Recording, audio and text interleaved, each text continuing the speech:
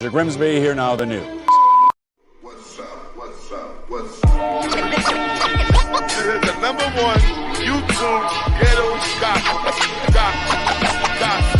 I'm telling you, I don't know what's going on with me, man. Motherfucking YouTube. Yo, my mouth is jobless. I just keep cursing and cursing. I gotta stop that. I love all these. You already know. This is the one and only K Solo. What's going on, people? Listen, I'm gonna go live. Hopefully you guys out there will come in and see what's up with Big Solo. I gotta talk to you, Papi. I'm gonna give you guys a story. So holla at your boy K Solo. Everybody out there, get ready for K Solo. You feeling me? Coming in stronger and better and wiser. Alright?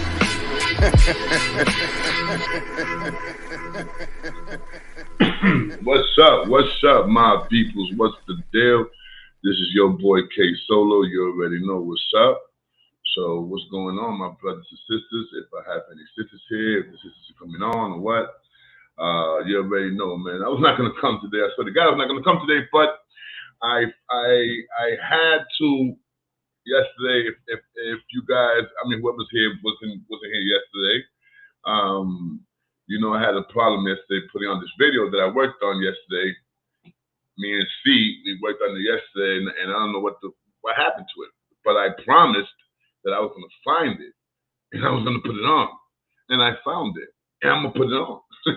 You feeling me? I'm gonna put it on. But today is not about no flying saucers and about no ghosts and nothing like that, man. Today's about the 80s, man.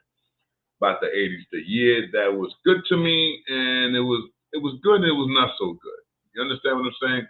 The year that I grew up, the year that made me a man, the 80s, that made me a man. Also, like I said, it was good and it was bad. All right, it was good and it was bad.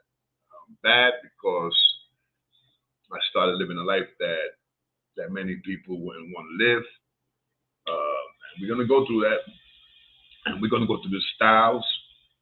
I'm pretty sure you guys remember the styles back in the 80s: Kangos, Gazelles, Leeds, BBDs, Pumas, Adidas, Converse. Oh man, yeah, K Solo got it all. No question about that. We're gonna talk about that. And a quick little story that I wanted to say that I was looking it up today, and I gotta say, I forgot about this guy. And when I heard about this guy, it was like a few years back. I was not even on YouTube or nothing like that. So, you know, the story of this guy is very interesting, very interesting. And I watched the whole thing. I don't know. I might record it. I might record it, put it on the thing, and just put it on for you guys one day. I want you guys to listen to the story. Maybe you guys are familiar with the story. Maybe you guys ain't familiar with the story. But the story is about a cop, black brother, black cop, who used to be a drug dealer. Who used to be down with the Supreme Team from Queens. Hanged out with Ron DMC, LL Cool J, and all these guys.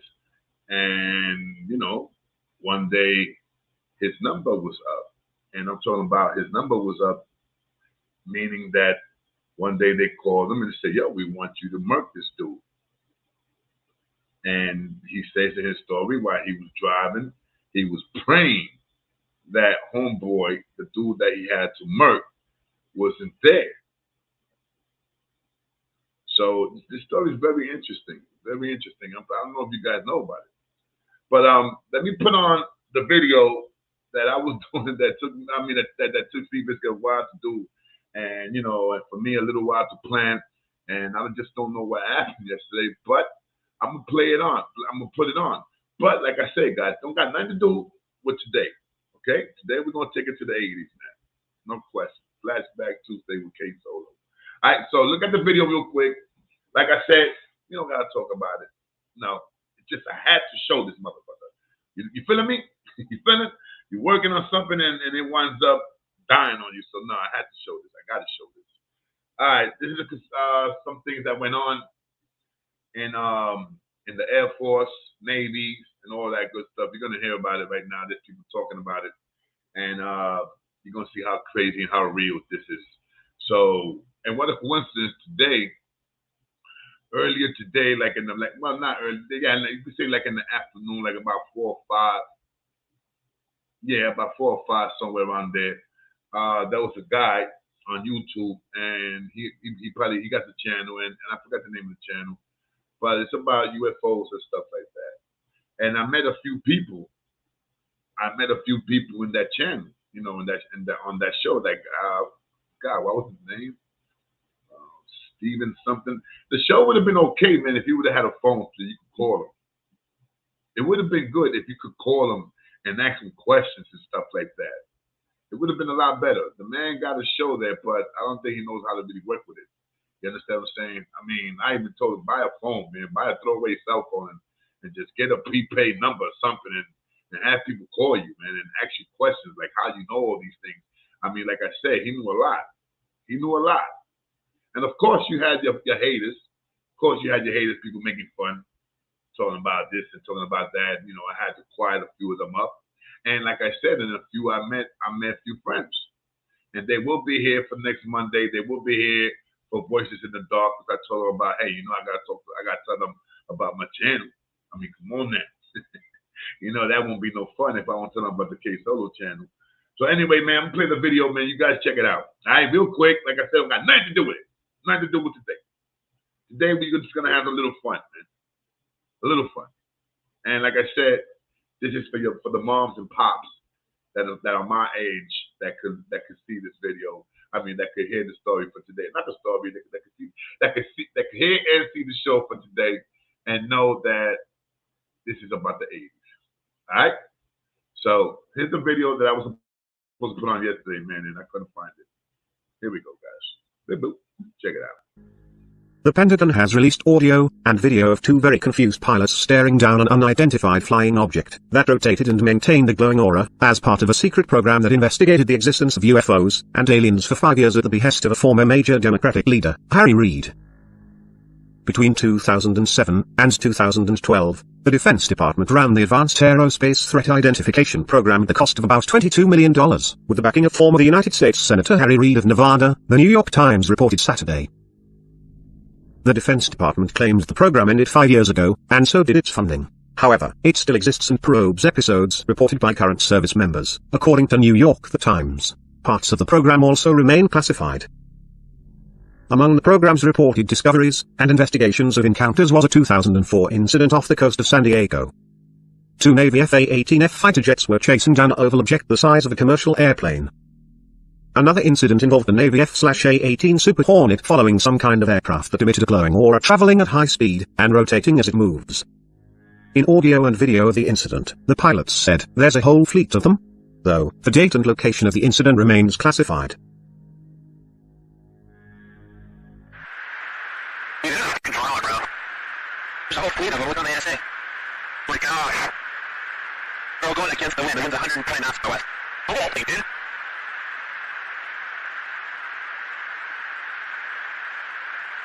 That's not how this one, is it? It's not doing it on us, dude. Well, if there's another thing, it's rotating.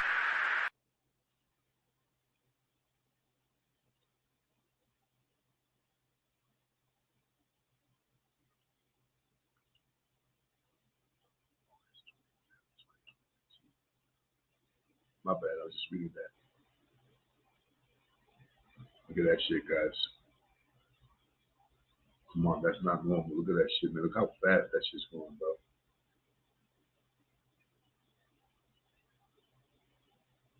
You don't tell me there's nothing out there, bro. You don't tell me there's nothing out there, man. You don't tell me there's nothing visiting this planet.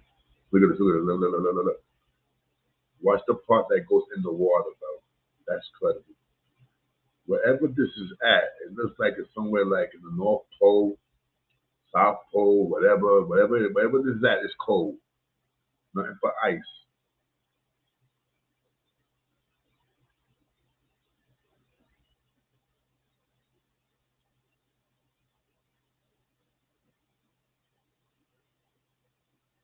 Look at that shit.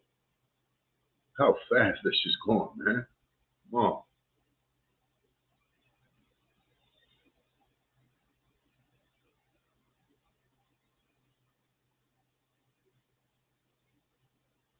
What's up? Shout out to Harry. Shout out to Free Republic. Shout out to Yetasabe. Jay, what up, baby?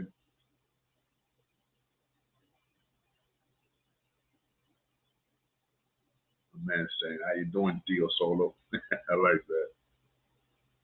Look at that shit, guys. It's incredible, man. Look at this. This is the part right there that is got. Look at that. Look at this part. When it goes in the water. Middle of the ocean. On a ferry. Nothing around. Look at it. These people that had no nothing knowledge. around. No land, no nothing. Look, the guy that's talking don't know what the hell is going on. Altitude. The pilot then points his camera phone out of the cockpit window, and watch this as he zooms in.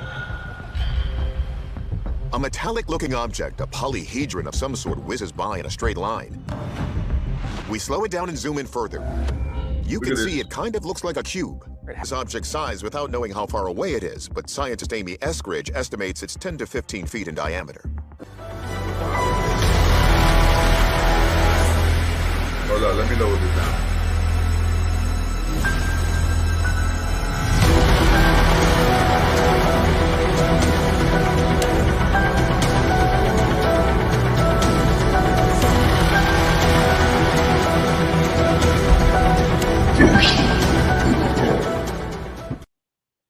Yeah, man. What's up, people? Salute to everybody. What's up to the people? Salute. Yeah, that's the video, man, that I was getting tight. I was mad tight yesterday. I couldn't find. So there you go, man. I mean, if any of you guys say that there's nothing out there, bro, there's something wrong with you. Being honest, there's something wrong with you. Let me go get a cigarette, man. I'll be right back. All right, let me go get a cigarette. And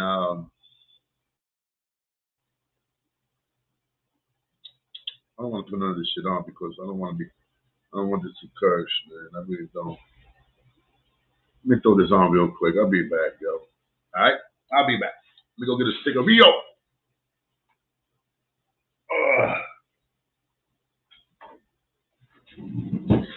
Oh, that's smelling good. That's smelling good.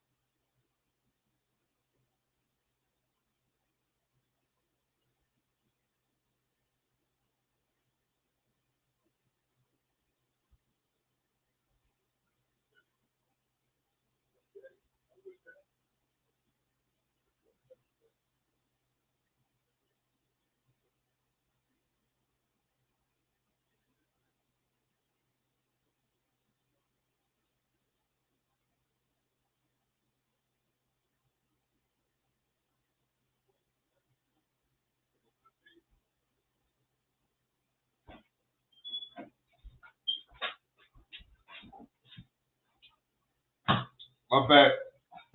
My bad. My bad. I had it to hold up.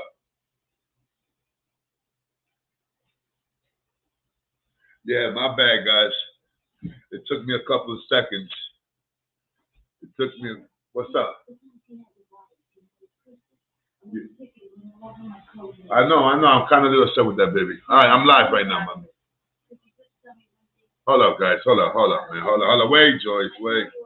Could you give me 1 second, baby? Wait. All right, let me turn this off. 1 second.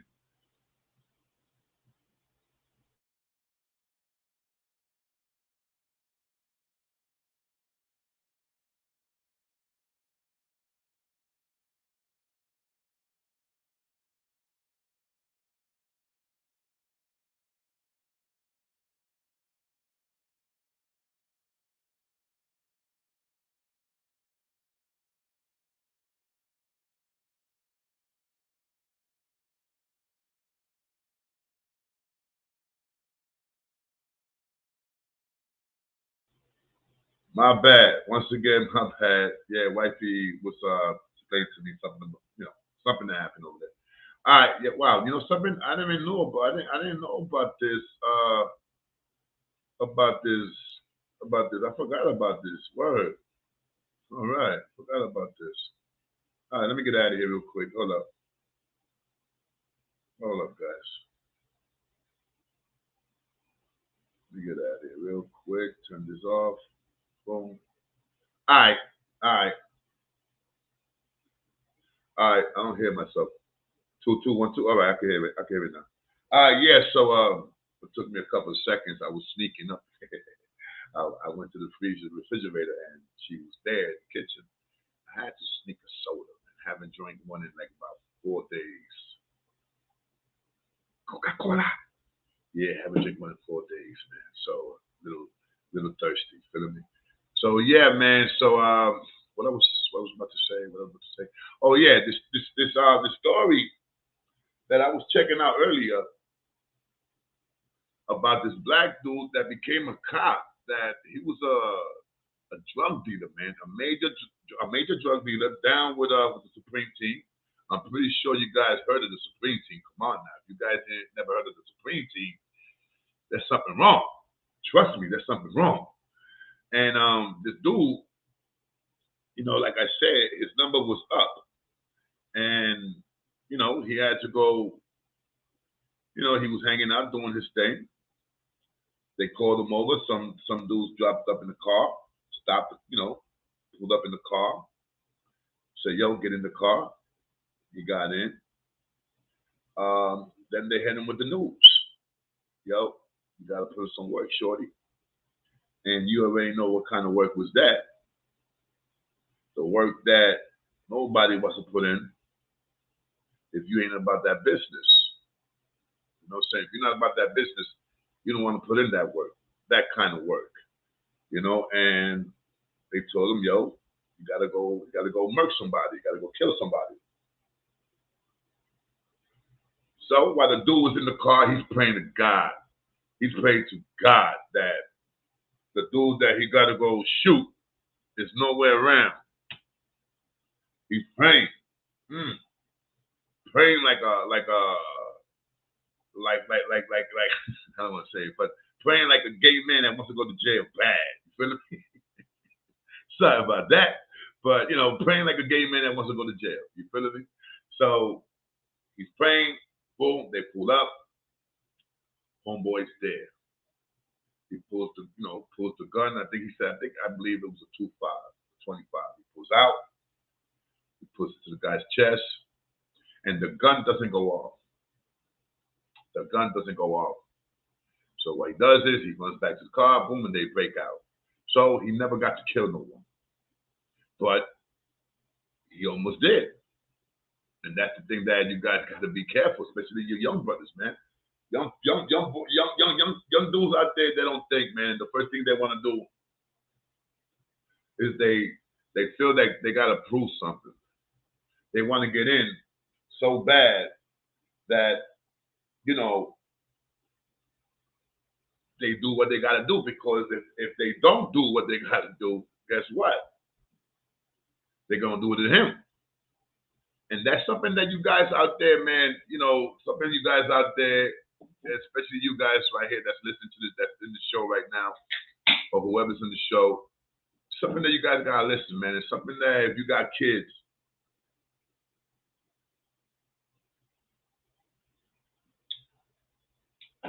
I suggest for you guys to put on that video, look for that video. And the video, oh man, I forgot the guy's name. But it's on YouTube. And look for Thug Cop, gangster cop. That was one of the things that I saw. And tell you the whole story about how this dude grew up. I believe something happened. He grew up in a comfortable life. And something one day, he said that one day he goes to his house, comes out of school. He's living in a nice area. His father, I think, believes got a nice job, whatever. He gets home and his father had hold up. This CD radio. It's a radio. Oh, excuse me, my bad. Acid. It's a radio that you can get on, and it's like a walkie-talkie. It's like a walkie-talkie, and it was that was the thing back in the 80s. I remember that because my stepfather had one. And even though he didn't know a motherfucking thing about English, but you just see him try to kick it, you know what I'm saying? And he used to talk in Spanish, and he used to communicate with people that was in Puerto Rico. You know, we didn't have no cell phones. This is in the 80s, man, early 80s though. So there was no cell phones or like that. So if there was, it was too expensive. You understand what I'm saying? If it was too expensive. But anyway, the kid goes home, he comes back to school, and he sees that radio, whatever walkie-talkie, whatever it was not there. It was not in the house where his father always had it at. So that means that, and what he's trying to say was that his father got into drugs. His father got into drugs, and that was the time with the crack and shit like that. And I believe his father sold it, and they lost the apartment where they was living at, or the house, whatever they was at. It was comfortable. It was a nice area. They lost it because of the drug use from his father. And, you know, he wound up in a crazy area. He wound up in Queens, crazy area. I forgot the park that he used to hang out every day. Him and like 4 or 5 of his friends. And all of a sudden, they started selling weed. And from weed, it became crack. And from the crack thing, it was popping, but it was getting hot. So he, from knowing someone that knew someone, got him hooked up with the Supreme Team. And that's when he said that he's seen a lot of stuff, you know, and it was crazy. There's a whole book about it and everything, man. There's a book. I'm gonna check it out and stuff like that. But there's a book. He wrote a book. It was a bestseller. I believe it was 2012, somewhere around there, 2013, somewhere around that area. It was a bestseller. And just like, you know, this guy became a cop, and from a cop, he became a detective. From a detective, or from a cop, he became a charge of a precinct. So that means he became a chief. There's pictures of him with President Obama. There's pictures of him with Chief. Oh God, what was his name? Oh man, this white dude that he was the chief of the police for a few years, man. He even went to California. They even gave him a job in California. That was the time with Giuliani, with the mayor. And this guy met a lot of famous people. You know what I'm saying? And nobody knew that, you know, he was a drug dealer at one time until he wrote that book. And after he did that, forget about it. They was talking shit about this man. I mean, even the union, the police union, the head police union dude, that every time you see this apartment with a police officer, they got him in the news. This dude right there, he started talking about the cop, talking about, if he was sold drugs back then, well, you know, what makes you think he didn't do nothing when he was a cop? And now that he's retired, what makes you think that he ain't doing something now that he's retired? Of course, they're gonna stop talking that crap. And plus, why he was a police officer. Remember, this guy is from the hood. He's walking into the police office. No, he made police. He's walking there with the hip hop, with the bobbing. You know what I'm saying? And back in that time, you got to remember, this is the early '80s. Man, cops. There was a lot of white cops. There was not that many mixed cops like you got now. Like nowadays, you got a lot of black, Puerto Rican, Dominican, you name it. You got mad different police officers, minorities, and back then you didn't have it like that. Back then it was like you could count black officers and Spanish officers back then. So there was, forget about it, there was like disrespect him, calling him nigger, black, and all this crazy stuff. And you know what I'm saying? It was kind of bad. It was bad. But look at him now. God bless him. You know, it's he wrote a book. Pretty sure he made money with that. He became a big time police officer, even though he's retired. He was a police officer for 21 years. He's retired. And the man's living a life right now that a lot of us would like to live. He's living comfortably. God bless him. He deserves that. He put in his dues. You feel me? So God bless him. He deserves that, right? So yeah, man. So talking about the 80s, man, you know, what's up, Silo Conga? What's up, baby? I haven't seen you in a minute. How you doing, man? Last thing I heard, I remember you were sick. I hope everything is good. Why don't you got a rent, CeeLo? Hold up, man. Let me say that you do got a wrench. Why it says you got a wrench? And this, what's up? Hold up, see what.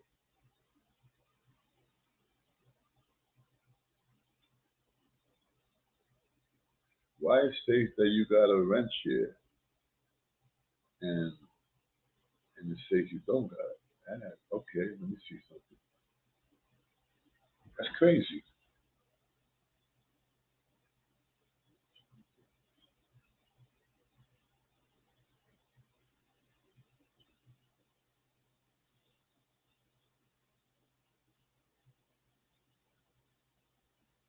The 80s, man. Cut those Tony. What's up, Bobby? We got Kenny right here. We got Kenny Cutthroat, no question. What's up, Nanny? How you doing? I was checking out the show today, no question. I like the little fantasy football thing. I don't know, man. You guys talking about that's more. You guys got a little few space left, man. I know I might holler at you about that, man. Definitely might holler about holler at you. And I ain't gonna lie, this will be if I get down. I mean, it'll be the first fantasy football that I get down with. Me and I don't even know nothing about that shit. I know football, but I never got down with no fantasy stuff. I never done none of that stuff. So, I got to do my homework first before I do anything. Feel me? So anyway, once again, man, like I said, the 80s, it was good and it was not good for me. I mean, the 80s, 85, the first time I went to jail, it was wild. I mean, and it was fun. And let me talk about the fun stuff, all right? Anybody remember? I know how do you guys remember at my age, man? We didn't have to go to no clubs. We didn't have to go to no clubs, man, because every Friday and Saturday there was a jam, and everybody know what's the jam.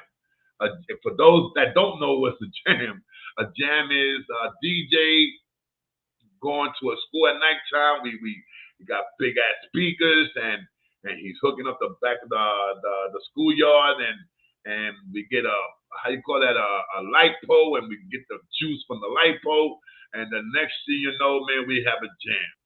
And and I'm talking about people from all over, man, used to come. And I remember back in 84, 83, 84, our jam used to be in the school, May school. I think it's PS 29. Yeah, PS 29. I don't really know how I forgot that. That was the first school I went to, and it's really famous for the swimming pool. It's really famous for the swimming pool that's around the area, and they call it May's Pool. And in May's Pool, forget about it, man. I mean, every week, Friday and Saturday, we had a jam. And if it was not DJ, oh God, what was the name? DJ, it was DJ Flacco.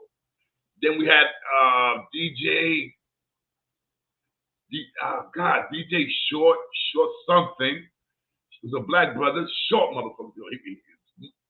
This dude, I think, was like about 5 feet. His name was DJ Short something, yo. And it was fun. It was fun. I mean, I'm gonna keep it real with you, man.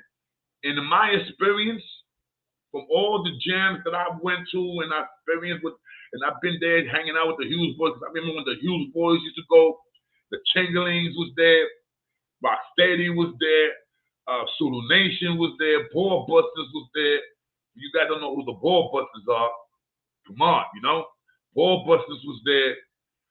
You had Casanova Lovers, Masterminds. Back then, there was a crew thing. It was like, it was mad crews out there.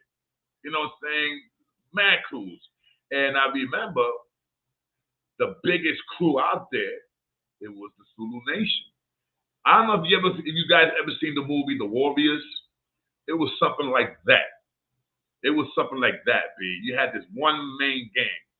And I believe Zulu Nation went up to chapter 32, if I remember. There was like a chapter 32 or 31, something like that. Hughes boys, we went up to chapter 13. Excuse me. And then from there, over the years, we just started dropping them down. We started taking all the best guys, all the guys that was real from all these chapters we had, from all the guys that was real, from all the guys that from all these chapters, chapter 2, chapter 3, chapter 4, chapter 5. We started taking all the main guys that used to get busy, and we took them all and we put them just in one chapter, chapter 1. Hughes boys, right? From Hughes Avenue, Arthur, Belmont, Tona, you already know. We had that shit live. And it was fun. Because that's the time when the electric boogie was out there, the breakdancing. I mean, you know, there was always a fight. There was always a fight. Niggas, no question about it, people used to get busy. But it was not like it is now, man. It's not like it is now. Back then, you know, you had crews that it's like, okay, I'm better dancing than you, and that was the fight. That was the fight. Who's better than who? You understand what I'm saying? Me, I used to break dance. I ain't gonna front. I used to break dance. I can't do that now. I wind up breaking my back. I can't do that now. And I learned from looking out the window, looking at Flex, Bucky, Kuyaki, looking at Crazy Legs, Ken Swift, Freeze, all these guys doing their thing on the streets. And you know, you learn from them, man. You know what I'm saying? You learn from them, and I was not like a steady thing, but I used to do my thing. I was nice in Puerto Rico. I was nice in Puerto Rico. You know what I'm saying? I was one of the first dudes that took the windmill to Puerto Rico. Dudes didn't know about no windmill. They didn't know about what the hell was a windmill, a head spin. You know what I'm saying? I was one of the original New Yorkers that went to Puerto Rico to live, and people saw that. The first time I did a head spin, I remember I broke my neck. That was in my house, in my apartment. I lived in the 4th floor. Yeah, no question. I almost broke my neck. I ain't gonna lie. My neck was swollen like for about a week. For about a week, I couldn't turn it to the left side. Serious, I couldn't turn to the left side for about a week. But after that, you know, like I said, man, I used to give you like 5 spins, maybe 4, maybe 3 or 4 spins. That was cool. Ooh, that was it. Not like these guys, man. You know what I'm saying? Not like Rocksteady, but I was cool like that. You know, I had my thing. But unfortunately, me, I got down with the gangs that used to fight and stuff like that. No dancing, none of that stuff. But it turned out all right, man. And the style back then, bro. Sometimes I go to the 80s on YouTube, and I look at the styles, the clothes. Damn. Being honest to you, son, I don't know. They kind of look kind of crazy though. You know, the big ass gazelles with the Kangos. You know what I'm saying? You had the nameplate, the buckle with your name also. You had the jeans, the leads. The leads was the shit. The leads was the shit. Every color: burgundy, black, white, brown. They had every color jeans, you named it. You put it on with your white on white Adidas or your Pumas or whatever, and you was chilling with your BBDs. Remember the BBDs, guys? CeeLo, what's up, man? Hold on, let me throw this shit out. Let me throw. 114, bro. What's up, baby? So it was a beautiful time, man. I'm sorry, man, but the 80s, it's like, how can I say, man? It was rough, because it was.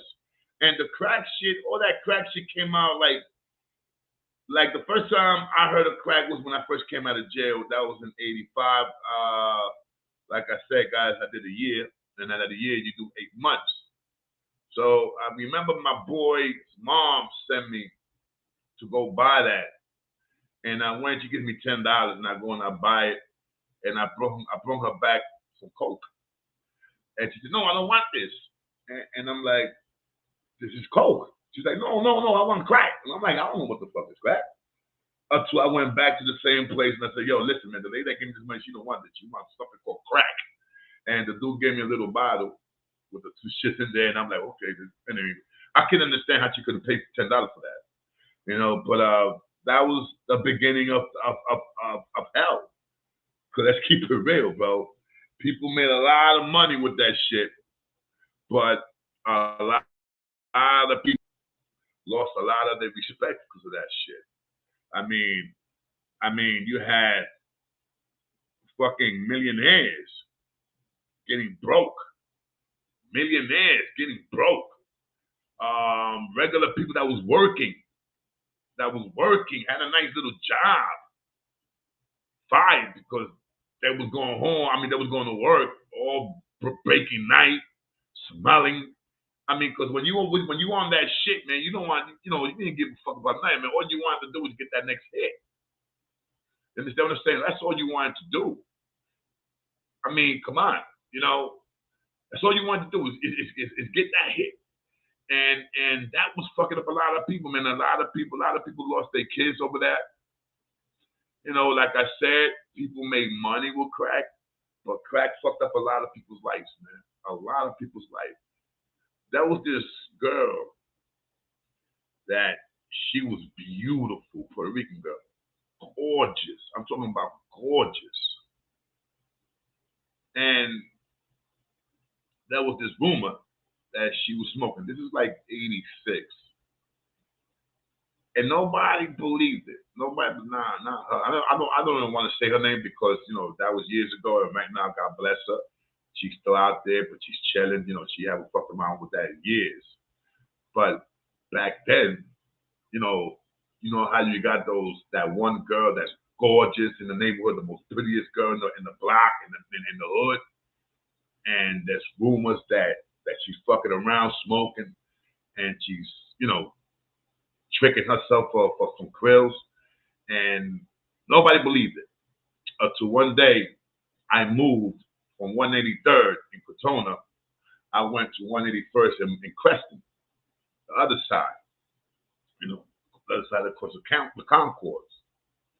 One night I'm hanging out with the Hughes boys, no question. It's like about 1 o'clock in the morning. Tommy, what up, baby? It's 1 o'clock in the morning. I'm going home walking, that time, I had to be on point because we had war. And the war that we had was with this other crew named the TCK, the Crazy Kids. And, our God bless his soul, Felipe, man, we lost Felipe. He got shot. I told you guys that story. He got shot in the Dover Theater, 174 Vice Avenue by Vice and by Vice and Whole Avenue, around that area, 174th and Vice. And right in front of the Dover Theater. And, he got shot and it was by them. And, it was crazy war. And, one day I'm walking home, I'm alert, I'm looking. But once I get to the Grand Concourse, all that, look out for my back type of shit was gone. Because this is another, for me, it's like, back in that time, it's like a whole different world. You understand what I'm saying? Because I'm from this hood, I'm hanging out all the way down this way, but I live down this way. Nobody knew me where I lived at. Nobody knew I was a Hughes boy until I blew it up. I'll tell you that story another time. So I'm walking, I remember, when you get to the Grand Concourse, that's a place, if I'm not mistaken, I think it's on 3rd Avenue. 3rd Avenue in, forgot the other name of that block. That's the long stairs. There's these long-ass stairs. And I'm going in, and there was no lights. In these stairs, there was no lights. The purpose, there was no lights because people used to break the lights because that's where people used to go out and smoke. You understand what I'm saying? And the stairs was mad long. So every when you used to walk, they had, but you could sit down like a park bench. Like you could sit there and enjoy yourself. And in the summertime, it's beautiful because, you got the stairs, you could look and you got trees, you got grass and all that. It's nice. And right there, it's a project. Right there, that's a project. You understand what I'm saying? So people from the projects used to sit there. And when the crack started coming out, everybody used to sit there. I'm talking about, even if you lived in the project, you just sit there and smoke shit. And one day I'm walking up there, and it's like I said, it's nighttime. It's like 1:30, 2 o'clock in the morning. And I see her. I see her for the first fucking time. I see her. And she's blasting. And that time I wasn't fucking with it. Was I? I don't think I was fucking with it. I see her. And I'm not gonna lie. I'm not gonna lie. You know what I'm saying? Yeah, man, I'm not gonna lie. I took her to my block where I lived at. And yeah, man. Yeah, it cost me $20, but cost me $20, man. But I had to blaze it. She was gorgeous, and still at that time she was still gorgeous, man. The crack didn't get her yet. It did not get her. That, you know how some girls was gorgeous and their whole look just goes away. You know what I'm saying? They beautiful, and the next thing you know, man, 3-4 months later, they don't got no body. Their teeth starts missing, start getting these little holes in their face, stuff like that. She was not there. She was not there at all. Over the years, over the months. After I did what I did that day, that I took her to my building, went to the roof, did what I did, gave her 20 cents. Then when I was, we young, we don't know no better. I started spreading all that shit around, and it's my bad. It's my bad. You know what I'm saying? I was young, I was stupid, and I started spreading all that shit because it was like one of the best things that's ever happened to me at that time. You know what I'm saying? Because like I said, she was a beautiful girl. Everybody wanted her. But there was, nobody believed that she messed around with the Krills. Until I caught her that day, and I caught her day that she was doing her thing, and she ran out of money, and I had the $20.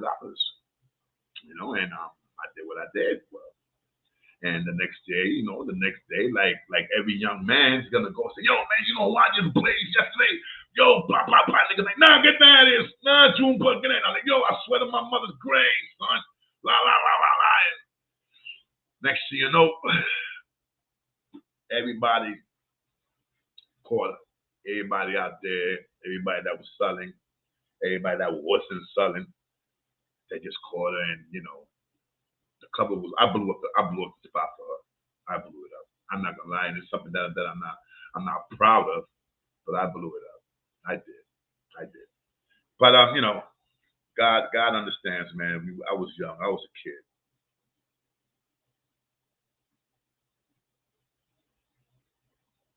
What's up, my brother? I just gave you a wrench just now, my brother.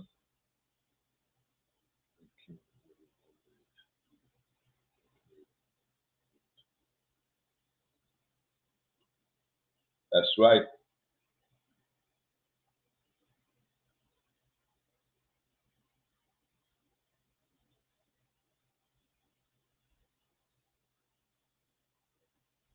You asking me who brought me home? With all due respect, my brother, I should be asking you that. With all due respect, I should be asking you that. If you don't got my number, you can call me up, man. My number's there.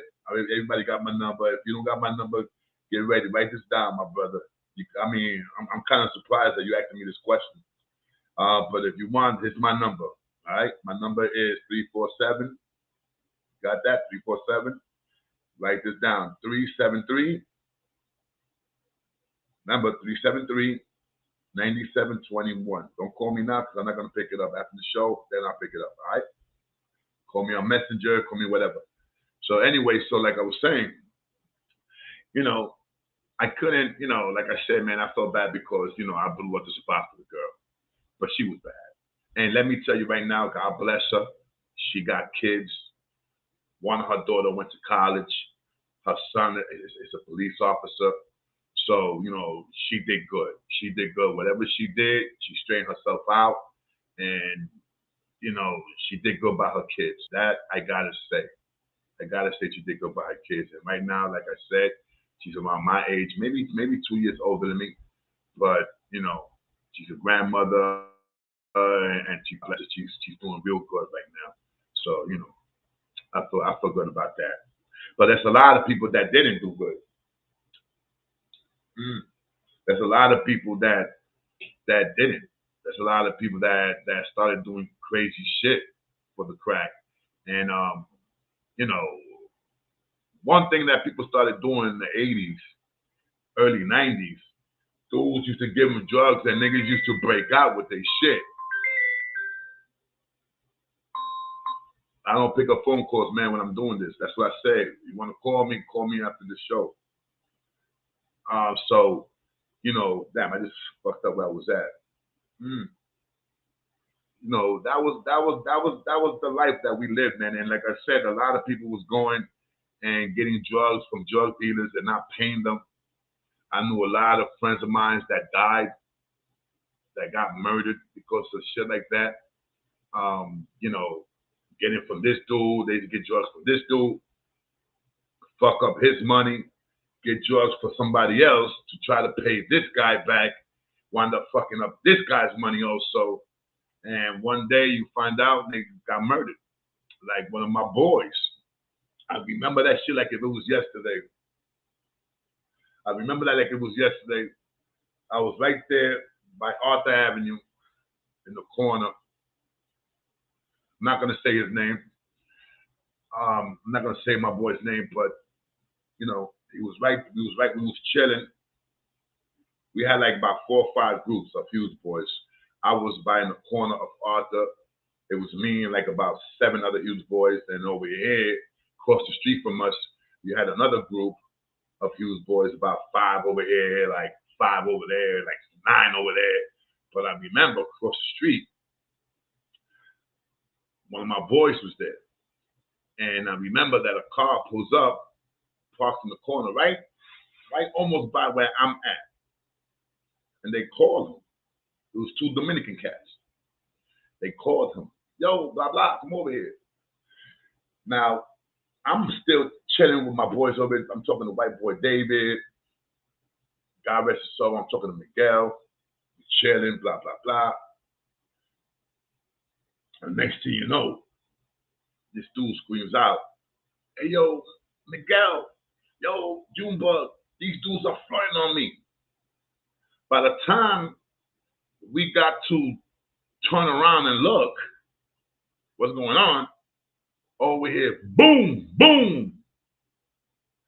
My boy didn't die. God bless him. He did not die. But he lost his leg. You know what I'm saying? He lost his leg. And that was because what I was just saying, people were taking drugs from here, not paying certain people and getting drugs for somebody else to try to pay this guy. And then next thing you know, now he owes 2 connects. And you know what? And it was going on and on and on until one of the connects will catch you. God bless me, man. That never happened to me. You know what I'm saying? Even when I was fucking up like that never happened to me. I always was responsible. I knew the repercussions of breaking out somebody else's shit. I knew the repercussions. Hold up, boss. I knew the repercussions on that shit. That's why I used to try to chill. You know what I'm saying? Because I know niggas die. Dudes would die. Oh, this is that gay dude. This is peanut butter chaser right here. Fuck him. Yeah, we got this dude. I don't even know why this fucking bird comes to the. I don't even know why he tried to get on, bro. I mean, try to get another picture, B. Try to get another picture. Try to get another name, and maybe I might let you in, make a mistake, and it's somebody else. Maybe. But dude, your picture, bro. Come on, stop trying, dude. What's wrong with you? You don't understand that. But yeah, guys, you know, like I said, the 80s was good, man. The 80s was bad. That was a lot of the bad stuff right there, the crack. And I also remember when the crack first came out that the police didn't know nothing about crack, bro. They didn't know nothing about crack. They take people. If you don't believe me, check it out. They used to take people and they used to find the crack on them. They didn't know what the fuck it was, so they used to leave them alone. All the police was looking back at that time, they were looking for mescalines. I know you guys remember mescalines, right? Purple mescalines, Snoopy, Gremlins. That was acid. That's what the cops was looking for: acid, weed, guns, cocaine. But they didn't know what the fuck was crack. They didn't know what was crack. I remember there was this dude. It was me. Holy cow! God rest his soul. And there was 2 other dudes. I can't remember who was the other 2 dudes. We chilling in the corner, right there in the same place, right there. No, matter of fact, this is in Hughes Avenue. We chilling in Hughes, and there's a dude talking about, yo, I got crack, but it was not crack. It was soap. that was the dummies. You feel me? You know, niggas just selling dummies. A lot of people got caught out there with the dummies with soap. If it was not soap, people were putting plaster. I swear to God, man. I swear to God, people was getting caught like that, and people was selling, I gotta go sell some drugs. And we just look at them like, you ain't gonna sell a drug, nigga, you go sell dummies. And what they would do is catch an idiot out there for $30, $40, break out of that spot, go park yourself another corner, catch somebody else out there for $20, $30, leave that corner, and that's what dudes was doing. They was selling dummies. I knew this dude that he would walk around with a plastic bag full of soap, full of little cut up soap, like if it was Motherfuckers. You know what I'm saying? Motherfuckers. Anyway, yo, listen. Like I said, man, I'm only gonna be here for a little while, man. I'm about to break out. I just came up, man, just to say a little few things and to show you guys that video that I played. Like I said, I had to play that video. Had to play that video. You feeling me? I had to play it. So everybody out there, you know, just chill. I thought, yo, Cito, man, I don't know why you didn't come in, baby. I gave you the keys to come in. But you already know, man. Some people want to come in, some people don't. But yeah, hold up. Let me take care of this real quick, guys.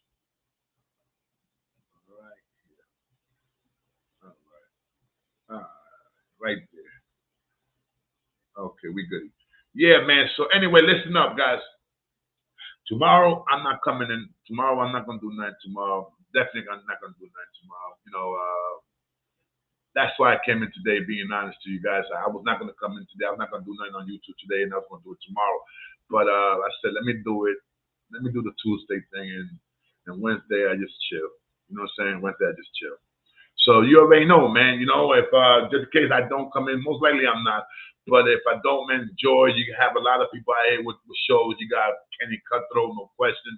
You got Mario with a new show. You got people out there with their new shows, man. But you know, I recommend watch one of their shows and spread that love, man. Spread that love, man, because you know I was speaking about that Sunday, man. That we gotta spread love, man. We gotta, you know, support each other, man. We gotta support that if you want to call it Latino shit, let's support each other, man. Just like I said Sunday, man, you have a lot of people that start with a channel and a few months later they have a few thousand subscribers. And that's the thing that I see, that we Latinos, we don't look out for other Latinos. We're not doing that. We're not doing that, man. Even if you don't like a guy's show, man, just give them support, man. I mean, it's not costing you guys nothing to hit that button, man, and subscribe or hit that like. It's not costing you guys nothing. Believe that. Just think about that, man. Think about that. You know, it's nothing wrong with that, man. And once again, also, if you see a commercial, because you know you gotta understand, people get paid by their commercials, man. People get paid by their commercials. Hold up. Yo, bossy, I'm putting you on real quick, baby. I was about to cut this off. I'm putting you on real quick. What's the deal, boy? The 80s was the shit. The best fucking move, like the era. If you break down the eras, the 60s, the 70s, 80s, the 80s was the shit with the movies, nigga. Back to the Future. All the fucking best movies came out in the 80s, nigga. Let me see. Who was the action figure? I mean, who was action figures? Who was the main actors over there when they had to do an action movie? Who was the main guy? Let me see if you remember. Fucking Arnold Schwarzenegger. One. Fucking, what's the guy's name? Fucking Rocky guy. You know the Sylvester Stallone. That nigga. Fucking Bruce Willis. Bruce Willis. Bruce Willis? Maybe Die Hard. Maybe 90s, you feel me? Nigga, in the 80s. You missing two more. You missing two more guys. Who? You missing Steven Seagal and Van Damme. Shit, and shit, nigga. The fucking karate movies was the shit, nigga. That was let me tell you right now. If anything karate was the shit, that was the shit. The 80s, though. The 80s, nigga. Steven Seagal, John Van Damme. Hold on. Who's this? Somebody trying to creep in. Let me see who's this. Hold up, bossy. Well, I can't. Bro, show your face, bro. Nah, I can't put you in, Bobby. I got to see your face, man. Can't put you in. You can be that dude, man. You can be that dude, DSL, something like that homo ass nigga. Fucking yeah, man. 80s was the shit. The 80s was the shit, son. And yo, let me tell you something. You from Boston. Did you guys used to do what we used to do in New York, man? We used to have jams. Yeah, I guess like in the hold up.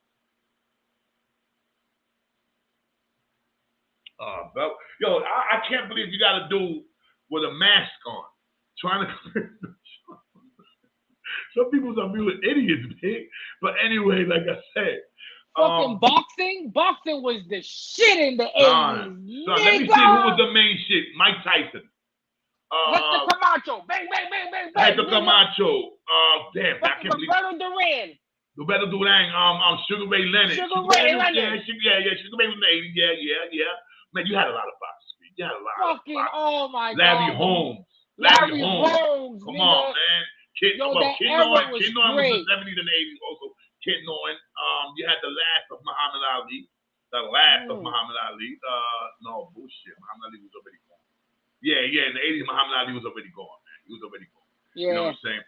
But the 80s was the shit. Like I was telling you, in Boston, did you guys have jams like the way we got it? Like music, like house parties? Well, not house parties. Well, okay, let's say like in our schoolyard. You got the schoolyard, it's nighttime. You got dudes coming with these homemade speakers. Dudes used to make homemade speakers. About 6 feet tall. Listen, 80s, you know what? I got it. I hate to say this, but New York was trendsetting in the 80s. Everybody on the East Coast, every style came out of New York. Nigga. I gotta agree with you on that. Nigga, the style, nigga, the nigga from the shell toes, nigga, everything came from New York. Nigga. Let me tell you, New York. I could say breakdance and electric boogie came from New York. I gotta say. Hell yeah, son. Rap came from New York. The Bronx, son. I mean, Bronx, Brooklyn, Queens. I mean. When rap came up, I remember that Queens took it over for a minute, bro. You had Ron DMC, LL Cool J, MC Sham, Marley Marl. You had all these guys. You understand that was Queens. Then you had Brooklyn. You had Biggie.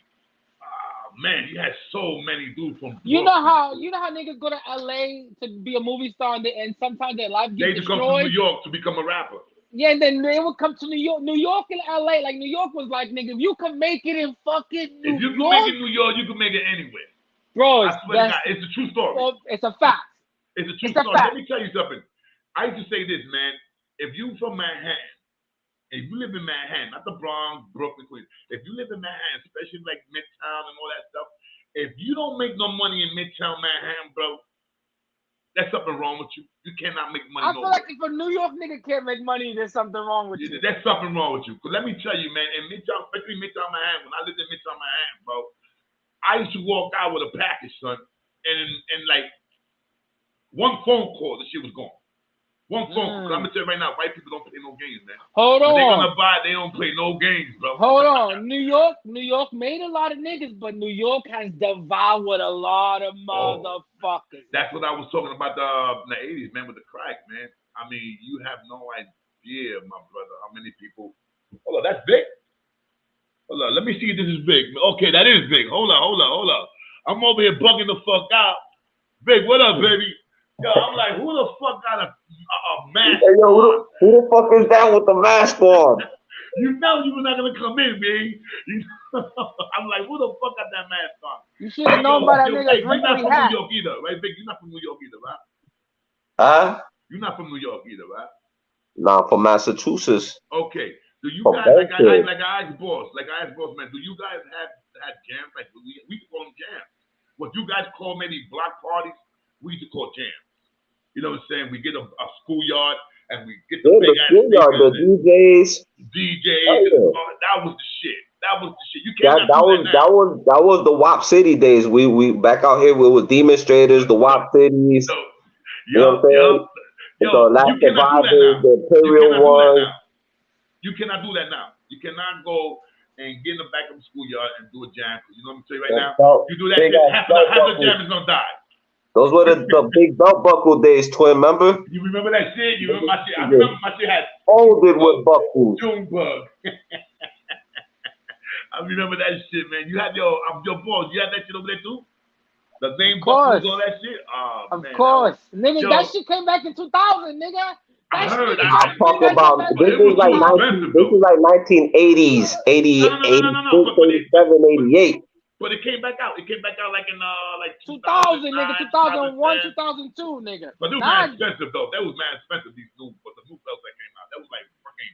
They wanted like $200-300 for these shit, son. I remember that shit, son. Skeleton and it's not that long. Not 2000. I'm talking about like 2009, 2010, 11, 12. Yo, they had these shit that was expensive. Why is Canal Street so popular? What do they have on Canal Street? You know what they have in Canal that was banging? The gold. The gold. Gold, my brother. Let me tell you, my brother. You can go to the Bronx. No, not pawn shop, not pawn shop. But then, matter of fact, if you find a pawn shop in Canal Street, okay, whatever. But they don't insist in Canal Street. When I used to go over there, no, because you didn't need it to. You didn't need it to. But the gold was so, you know, I mean, you go to the Bronx, you go to a regular gold shop, you buy a chain for like $500. You go to Canal, and it's like $200. Is it real though? Yo, no, my brother, listen to me. Real. 14. Hey, everybody should go to Canal. If you want this shit made, custom made. That old Italian gold. That was the shit. That's the best. For me, that's the best gold. Italian gold. Italian gold for me, that's the best. I mean, most pure shit. I think for me, it's Italian gold, kid. Oh, I always said that. Always said the Italian gold is beautiful. 14 karat. You know, you 14. See a lot of dudes out there with the sterling silver with the 10 karat. You remember that shit? Yo, I remember when niggas would walk around with the big ass shit. It was just 10 karat gold. You know what I'm saying? Fronting like a motherfucker, walking around with the shit, they bopping. That shit hang. We. And it was just 10 karat gold. Come on. That was the stupidest thing I ever did. But I don't wear jewelry no more, man. Both times that I ended up getting locked up, I lost my shit. Brought it to the pawn shop, real quick type shit, you know what I'm saying? And end up getting locked up, coming home 5 years later, shit get melted, nigga. Me, I'm not gonna lie. I mean, there's something about diamonds that I love. I mean, I can't afford it like that. You know, the rings that I got. I never had no diamonds. I didn't even know a lot. But diamonds is something like beautiful, especially like when it's a sunny day. There was always a Santa Wanda that was, or just me was always either a big boy Cuban or a Figaro with a Santa Wanda. I remember when the silver shit was the sterling shit came out. You remember that shit in the 80s, the sterling? They had the sterling and everything. A lot of kids started wearing sterling again in like 2015s, 2020s. The niggas. I don't remember that. The niggas wear more gold back in the 80s or more jewelry now. My uncles and the OGs in my family, they got that old gold. That old gold up, you know what I'm saying? That good gold. I think that gold. Niggas don't take it out like that though. It's a liability more than anything. You see, for me, I think that there was more people wearing gold back in the 80s, but the gold was not all that. A lot of people were wearing. Everybody had gold teeth. All the Puerto Ricans got solid gold tooth. No. The Puerto Ricans used to wear the cap. I used to have the cap. No. But in my family, they were solid. They didn't have caps. Everybody got nuggets, nigga, from back in those days. Like niggas had. You had a lot of people, but you can't. But I say this though, that it's like a $5,000 tooth. The gold now for me, I think the gold that people wear now for me is a little better for me. I think so. I think it's more watered down, nigga. No bullshit. You think so? Yeah, because I think back then was more watered down. Hold on, nah. 80s.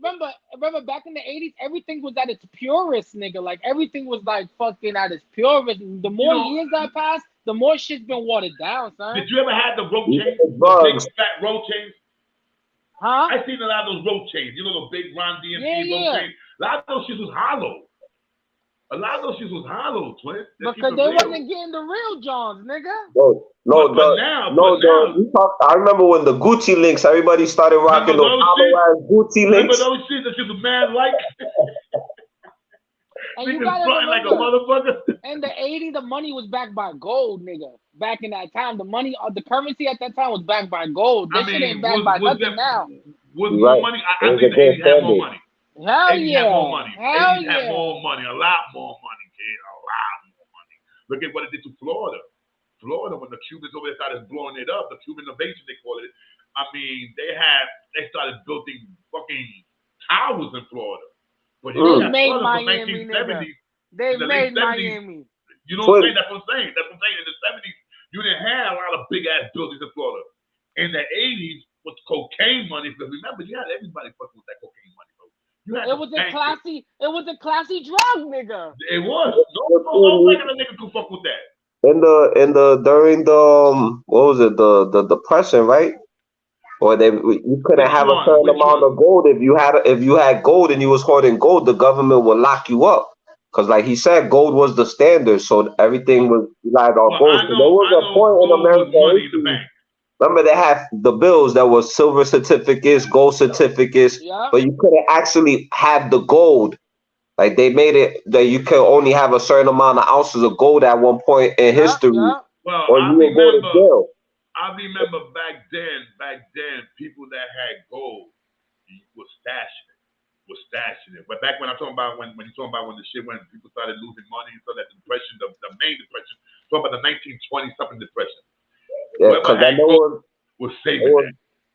Like we had the recession, but after the depression, there was another little, I forgot what it was called. Yeah, but which one you talking about? You talking about that when we had the one that we had not that long ago, 19. No, I'm talking about before us. You know what I'm saying? Oh yeah, the one that I remember that people were throwing into the windows. Like my grandparents. That's what I'm saying. Yeah, like the great grandfather type of thing. Like in the 1920s, the Great Depression out the window. Yeah, the real bad one. I'm talking about that. Everybody lost their house, but they still with their car, and everybody had everything they had that belonged to them was in their car, son. You understand what I'm saying? People were living in their cars, and back then there was only maybe one color. I'm serious. Look it up. They were having these old ass cars back in the 20s and 30s, and they all was black. Yo, how is it that a Puerto Rican back in the time will come with 8 kids and survive, nigga, and now it's hard to survive with 1 kid, bro? You call that welfare? No. You call that hustlers, dog. Nah, that shit no. People would be going to the look. My rest in peace, Jafita. Jafita used to tell me he had like 16 kids, dog, and he used to go to the tobacco and he would bust his ass for little shit. Like I think it was like $20 a week or $40, and he said, "Well, with $40 you paid your groceries. He was able to pay all his bills and everything. With $40, that's all they made back in his days." But he would roll up joints and remember back then, joints are peso. Yeah, so he would give them all consignment. So you just it was hustle. Or you had to hustle no matter what you had. That was my first hustle. That was my first hustle. Selling joints in school. I swear to God. What was that? Junior high school 120. That was my first hustle. $1 a joint. I had to go buy me a dime bag. And back at that time, they didn't have dime bags. They had nickel bags. And you would give it off consignment. And then at the end of the week. Yo, at a nickel bag, I used to roll up. This is no bullshit. I used to roll up at least 12 to 13 joints out of a nickel bag. Nice little joint. Yeah, no, back in the days was crazy. Make some money with that. Make some money, bro. And that's how you buy my nickel bag back in the days was like a fucking eighth. I feel like the government like took away that hustle out of niggas. Like, don't y'all feel like that a little bit like that? Yes, go and get it type of shit. Like, y'all don't feel like that? I feel like that. And what happens is that a lot of people, my brother, being honest with you, there's people out there that are scared. I mean, you don't got the hustles out there that not because why?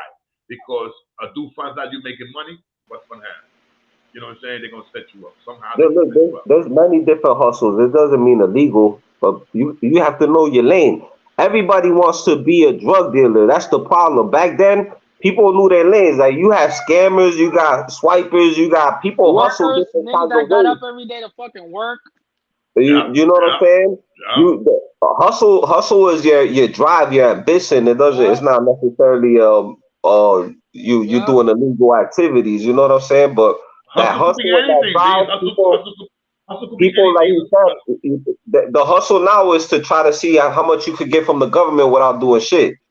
Niggas don't got no drive and no ambition. But let's do this though. But you know, in one way, right now, because I'm not gonna lie to you, son, I'm feeling that shit every time I go to the store, B. It's like every time I buy something, it's getting smaller and smaller, B.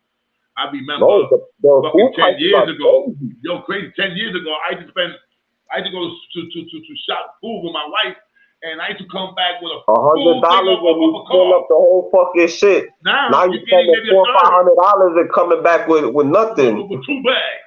With 2 bags, $97, 2 bags, a gallon of milk and a bag of sugar. You know what I'm saying?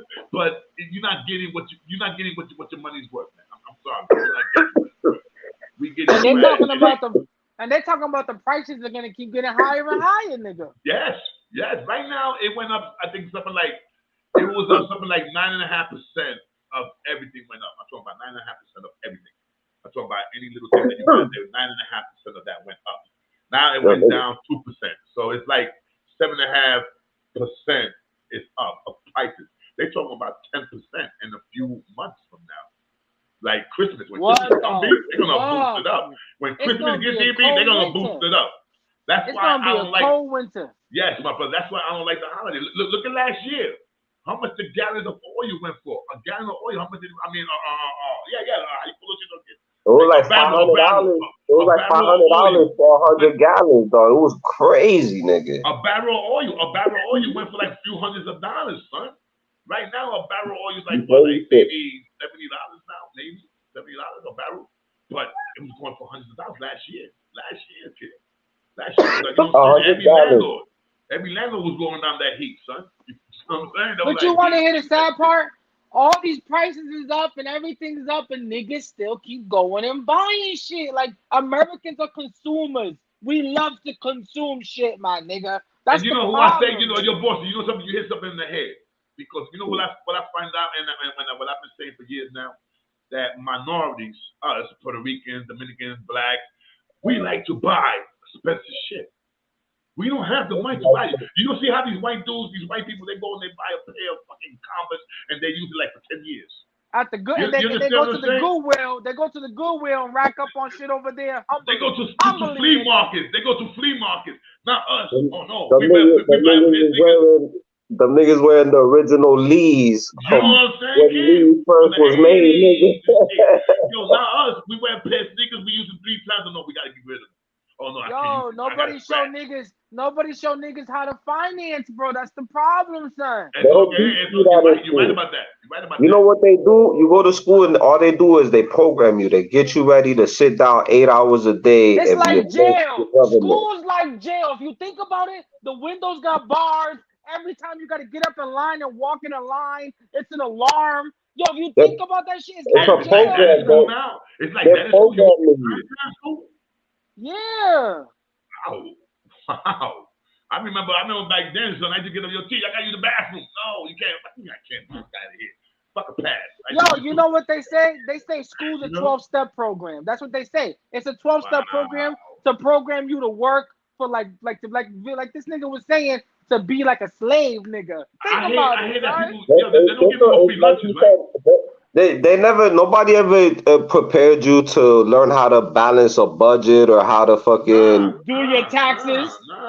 Finance, nothing. You like, I don't know, man. School is. They don't even teach us how to open a bank account, nigga. How to work on your credit. When my boss used to get paid, I remember he used to go like this to my mom's every week.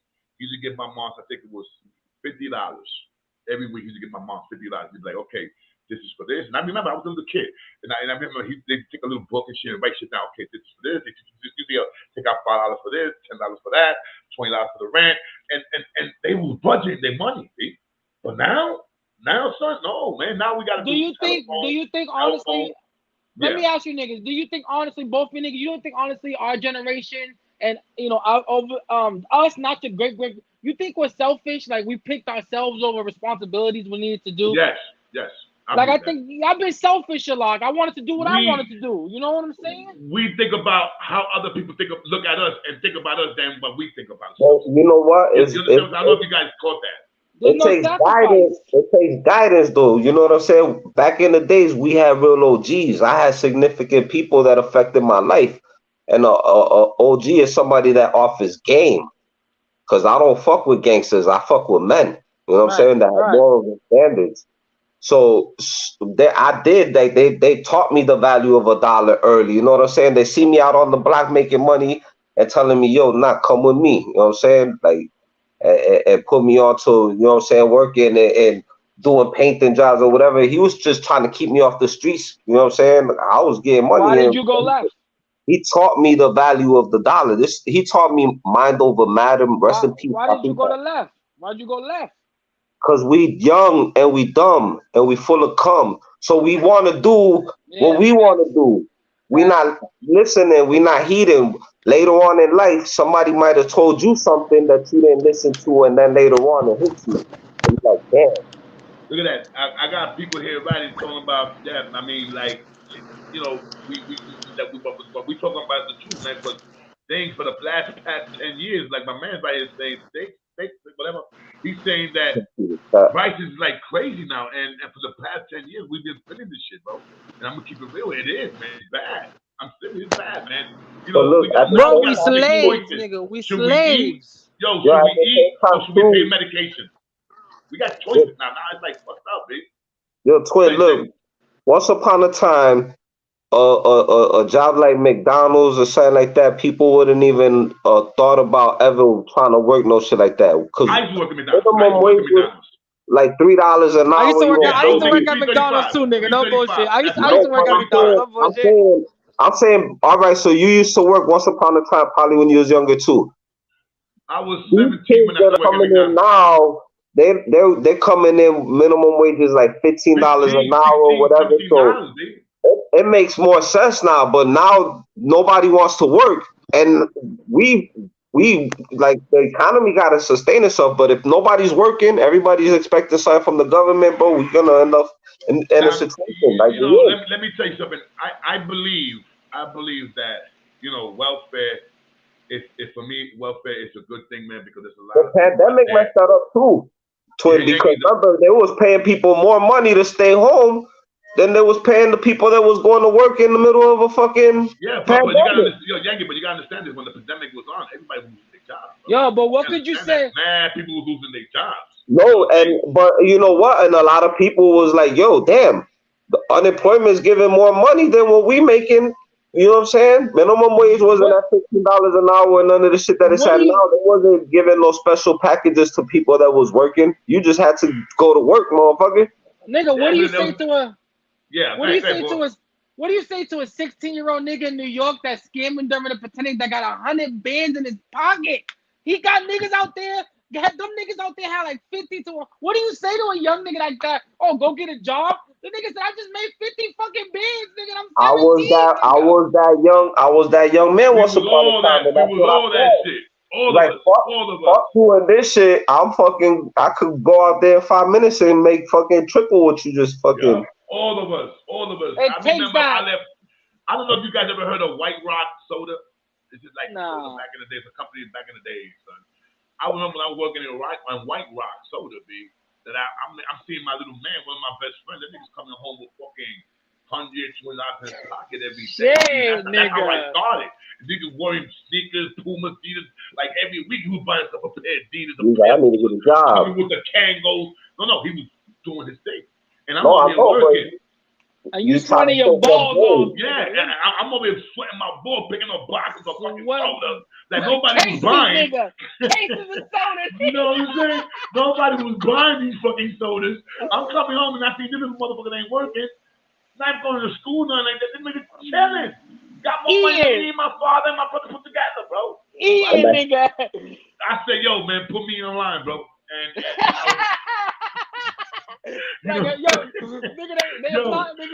I swear to God, B, the best thing I ever did, man, is stop selling drugs when I was 16 years old. I'm not gonna lie to you, man. Because out of all my crew, the one that had the most guns was me. The one that is dressing up the best was me. Because I was dealing cocaine. These niggas were still going to school selling weed, joints, and mescaline. I'm over here selling grams. You know what I'm saying? Then that crack shit hit. B. When I came out of jail, B, I was like, what the fuck is crack? And bro, that shit made money for dude became nigga. But what's more worse, the crack pandemic or the fucking fentanyl heroin pandemic now? Which is worse, nigga? Man, the fentanyl. The heroin was always around. It's the fentanyl that's bad. Fentanyl, B, Bro, man, the streets look crazy, nigga. The streets look crazy with the tents, nigga. What the fuck is going on with America, Yo, nigga? listen, guys. Listen, guys. I always say this. Look at this video. They call it the Island of Zombies. It's a story about Puerto Rico. I don't know if you heard me saying that, Yankee. Look at that video on YouTube, The Island of Zombies. And it's a story about Puerto Rico. And it's a story about the horse tranquilizers that people was taking. That was mixing that with the dope. I remember going to Puerto Rico and seeing motherfuckers slump. Bro, that's the dude. The whole shit is an ass, and I'm waiting for that shit to drop, and the shit don't drop. Like, I remember seeing crazy shit, dog. Yo, look at that video, my brother. There's a dude that he was stabbed in his stomach. And it's obviously it's not a death stab. You know what I'm saying? Nigga ain't die after it. But the motherfucker was walking around with a hole in his stomach, babe. Putting his inside, like, there was this dude, I think he was a doctor or a nurse, and he was doing voluntary work. That's and dropping some shit. and dropping off medication to the guys, giving people condoms, giving people needles and shit, like, fuck them out. And this motherfucker, he takes off his shirt, the guy says, yo, let me see your wound. I'm like, okay, this thing's probably got like a little wound. When he pulls off his shirt, he takes off a Band-Aid. Yo, he takes off a Band-Aid. And this nigga shit starts just coming out of him. I think that was his intestines, see? And the nigga puts it right back in there, like it's all the gandingas, nigga. Oh man, yo, and then you see the dude, then you see the nurse clean it up, and he's cleaning up. He's like, yo, you gotta go see a doctor. When the video finished, they show homeboy's picture, like, remember, blah blah blah. Nigga died like 3 days after doing the video. After doing the shit. Died of infection. Bro. That shit was just nasty, man. Everybody out there in Puerto Rico was strong. That nigga, the niggas that got hit, them niggas, they fucking, niggas ain't going to the hospital. Yo, look it up. You're going to be like, damn, man. And as a Puerto Rican, I was like, I felt bad, man. Think about it. Both of y'all niggas right now. How fucked up you gotta be to actually go into a fucking hospital? You niggas ain't. We stubborn, nigga. We won't go until we feel like we about to die for real, and then when we get in there, it's the worst in the fucking. That's why we don't go. All that waiting, bro. Y'all niggas don't know the fucking shit I'm going through right now. Y'all niggas don't trust hospitals, nigga. Like, I think our parents showed us that. Like, nah, nigga, we got a remedio. We could do something. We ain't going to the hospital. Back in the day, they had all cure for everything. I remember they had a cure for earache. Yo, drop a little bit of urine in there.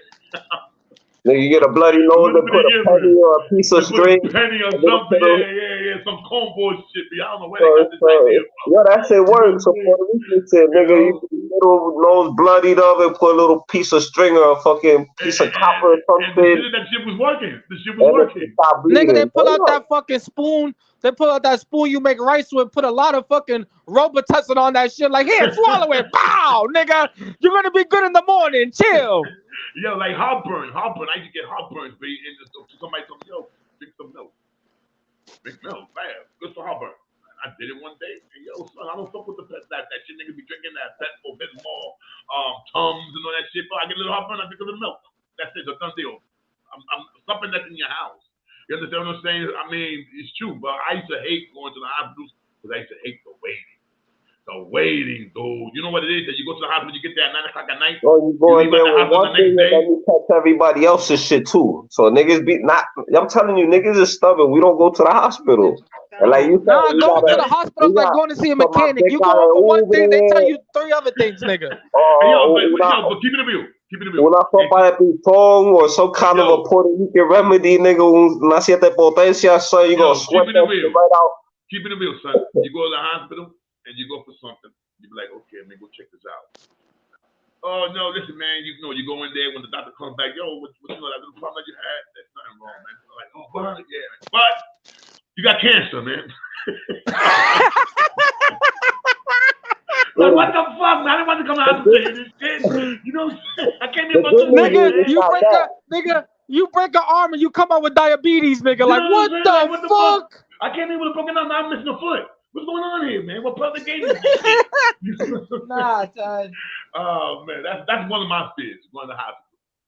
Yo, because you gotta understand, bro, it's about population control. I think that the doctors sign a contract and they know about population control. Like, they know how to kill niggas off, bro. I'm gonna keep it on it. Yo, when you go to a thing, they come with a new sickness every 50 years. You wanna be a good human being, and they be like, hey, do you want to be an organ donor? And you be like, yeah, nah, fuck that. Them niggas gonna let you die quicker so they could give you part to somebody else's money. Let like, oh yeah, Thank you. Over. Oh, this nigga's an organ donor? Yeah, it's over. Listen, wait a minute. He's an organ donor? Wait a minute. Didn't this guy a millionaire just sign up? He needs a liver? Wait a minute. We got a millionaire that needs a liver. Yo, get that guy. We better, man. You got 3.8 for a living? You know what I'm saying? Yeah, yo, it's over for you, dog. Yo, did you guys see that shit?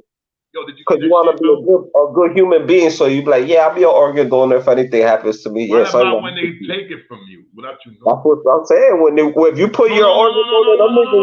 I ain't talking about that. I ain't talking about that, son. I'm talking about going to another country. You go in there with a runny nose and they say, yeah, you got 24 hours to live. You about to die. I ain't talking about that. I'm talking about you go to another country, you in a club, you meet a bad bitch, you want and they just wipe you out for the organs.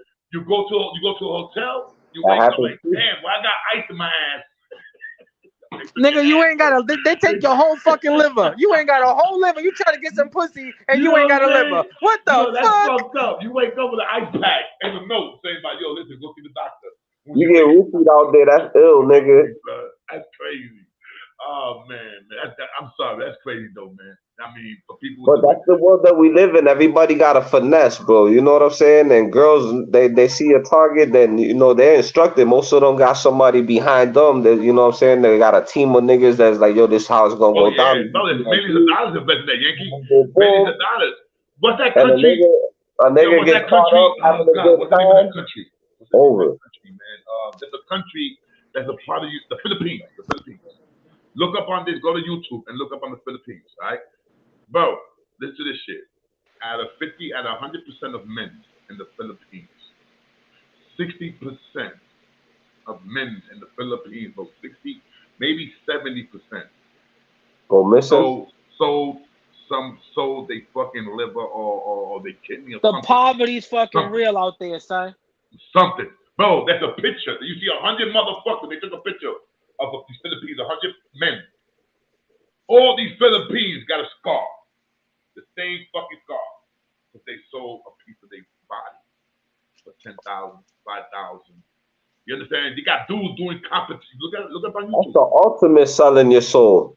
That's crazy. Look up on YouTube, Yankee. Look up on YouTube. Man. Yo, you niggas wouldn't sell a kidney for $100,000 and you know you got another one? You know something? Nah, because you never know when the other one's gonna go, baby. Funny, you never know when the other one's gonna go, son. You never know. Not only that, but if they giving you $100,000 for your kidney, they selling that for like $10 million. They're putting it for a mil.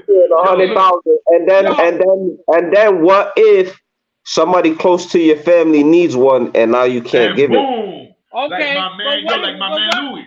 My soul's not for sale, dog.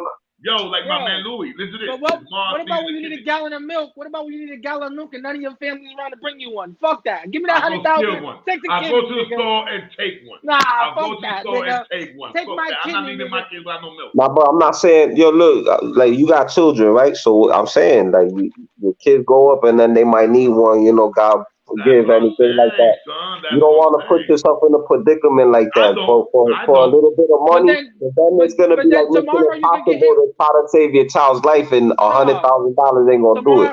Tomorrow you can get hit by a bus and die, and you ain't gonna never see no money, and the kidney gonna be dead with the bus. It's gonna roll over the kidney. And then what? It's a 50-50. What you gonna do with this? Listen to me. Oh, you gonna do this? Sell your kidney for $100,000. Go to that country and buy one for $5,000. You made a profit of There's always let's keep it 100. Let's keep it 100. Niggas drop $100,000 in each of you niggas' hand. Can you flip it or you gonna burn it?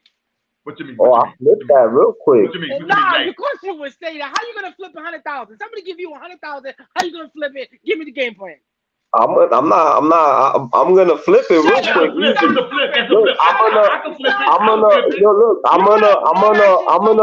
I'm gonna put 10.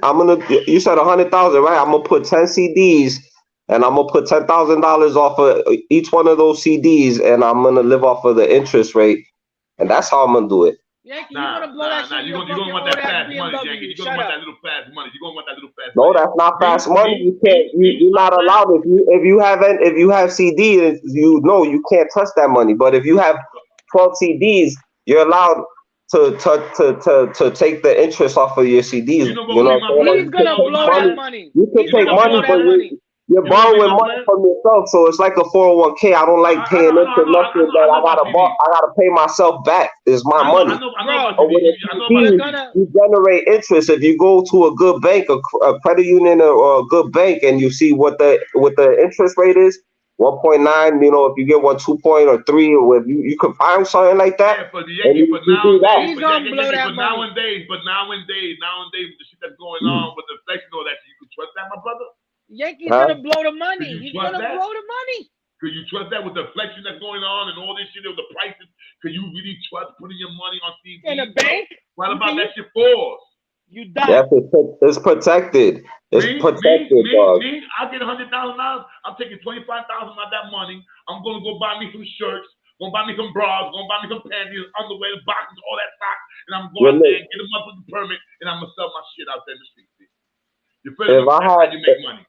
If I have it liquid and I put it in the bank, you think I give a fuck if the bank is robbed? No, because it's insured. So before I invest in crypto, or before I invest into the stock market, or before I go and gamble, or before I try to go and buy a pack or do any dumb shit, I'm gonna put it where it's secure. So Yankees not broke. I'm gonna go down. You're gonna want to make some money though, Papi. You're gonna want to make some money though. Yankee, this is gonna happen. No, that's how you build generational wealth, dog. The longer you save your money and the more you put into the bank, the more you generate. You know what I'm saying? This is gonna happen. You get dropped 100,000. You're gonna hit all your family off. I know you're gonna do that. You're gonna hit all your niggas off. You're gonna stunt the money. Hold on, let me get off. Let me land. You got me fucked up. I'm a grown ass man. You're gonna stunt the money. You're gonna hook up your car, and then when you get about to 20,000, you're gonna go buy a little something just to try to get your little money back. I know that, nigga. I know that. It does sound like a plan. It does sound like a plan. That nigga's gonna blow that shit. That's the plan. That's the plan. That's when that's the conditions we come from. When you don't have nothing and you get something, that's what happens. You know what I'm saying? Yeah, it sounds good till you get it. I've been a person that's always been a boss. Your name is Boss Town. I've always been my own boss. Listen, I have people that could attest to it. I've put in people in positions. I've given back. You know what I'm saying? I've fed people, bro. So people love me everywhere I go. Ain't no gimmicks with me. I am a single father raising 2 children on my own, dog. Money, I've made money my whole life, dog. You don't stop learning. Once you learn how to make money, you figure out ways to do it and not go to jail. I can tell by that wrinkly Boston hat you ain't making no money. But anyway, let me get back to my point. You were doing good, baby. You were doing good. I can tell by that wrinkly Boston hat you was not getting no money. You was doing good. I let you tell it. Hold on, my nigga. Listen, I can tell by the conditions of your hat. All right, yo, boss man, I gotta let you go, baby. You were doing good. Let her. Yo, look, Quinn. I like this man a lot, but I can't. What BT doesn't make me fit, dog. Everybody's entitled to their opinions, dog. Perception is, people have perceptions. You said I will go crazy and give money to. Why would I go and give people something that don't do nothing for me? And no disrespect to nobody. I love everybody, but what feeds them don't make you won't get none to your man. Don't get like a little, like me. When I got my 50,000, when I got my 50,000 of this law school, with 75,000. Lawyer takes a little something on side. Okay, I ain't gonna front. I got some good friends out there. I give them a little 100 here, a little 200 here, depending on how much love I got for you. Look, what I do, Quinn, is I put people in position. If you need money, I'm gonna give you an opportunity. I'll get you a job. You know what I'm saying? I'm not gonna give you. Nobody gives you nothing. You gotta stop doing that. That's how come you don't have nothing in life. I can't say that because let me tell you right now, man. I've been blessed. Thank God, man. Why I'm doing this show? While I was doing the show and not even doing the show, I had people. What's intended for you gonna get. God's gonna give you what's intended for you. But it's your blessing. We gotta choose. We gotta choose our friends and we gotta choose them well. Because and thank God that I had that luck, that I had met friends that put money in my pocket without me asking them. You know what I'm saying? So there's people out there that do give. Like for example, you walk with your wallet. Let's say you ever drop your wallet and you got somebody back to you, sir, you drop your wallet. And if you got $100 in that pocket, you ain't gonna go in that wallet and take out $10 to give to that person. I'm gonna lose $10, but I could lose 100. Yeah, I would take that wallet and I would take out $10 and say, thank you, man, but thank you, sir. No, I do, yo, dog. I'm telling you, I look out for people, dog. Trust me. You know what I said? But I'm not gonna look out for somebody that's gonna fucking do something detrimental to themselves. And I'm not gonna, because you know what that does? That builds up entitlement. You start looking out for people, and then people feel like it's bro, like when you don't got no real niggas cat. in your circle. You don't got no real niggas in your circle, bro. Nah, but Yankee, I mean, your boss, all I surround myself with is men, ambitious men, people that are providers, that are family men, that are hard-working men. Exactly. So if you surrounding yourself by men, all niggas is saying you ain't gonna look out for them and take care of them if you got a bag. I do look out for them. I put them in positions to win. I understand what you're saying. I am my brother's keeper, bro. I uplift people. I try to, I put people in position. You know what I'm saying? I'm not gonna. You can feed a horse to the water, boss time, but you can't force it to drink. You know what I'm saying? You can't say everybody. When you heard that, Yankee? When you heard that? That's just the way it is, bro. Look, we all Spanish, right? So when you was young, they used to tell you, "Amigo un peso en el bolsillo," right? So what that means? As long as you got money in your pocket, you got a lot of friends. As soon as there ain't no money in your pocket, you find out who's really who. Yeah, when I went to jail, I learned a valuable lesson when I went to jail, because that's when you realize who's who. You know what I'm saying? Nigga, I fed blocks, nigga. I took 3 bullets for a dude. Niggas wasn't flying no kites. Niggas wasn't coming in, and you know what I'm saying? So you gotta know how to separate yourself. But in life, Mo, what up, Mo? Life is like taking risks. You take risks in certain friends, and some of them come out good, and some of them come out bad. But that doesn't mean you should not look out and give, because at the end of the day, you might give a nigga $1 today, and tomorrow you might need that $1.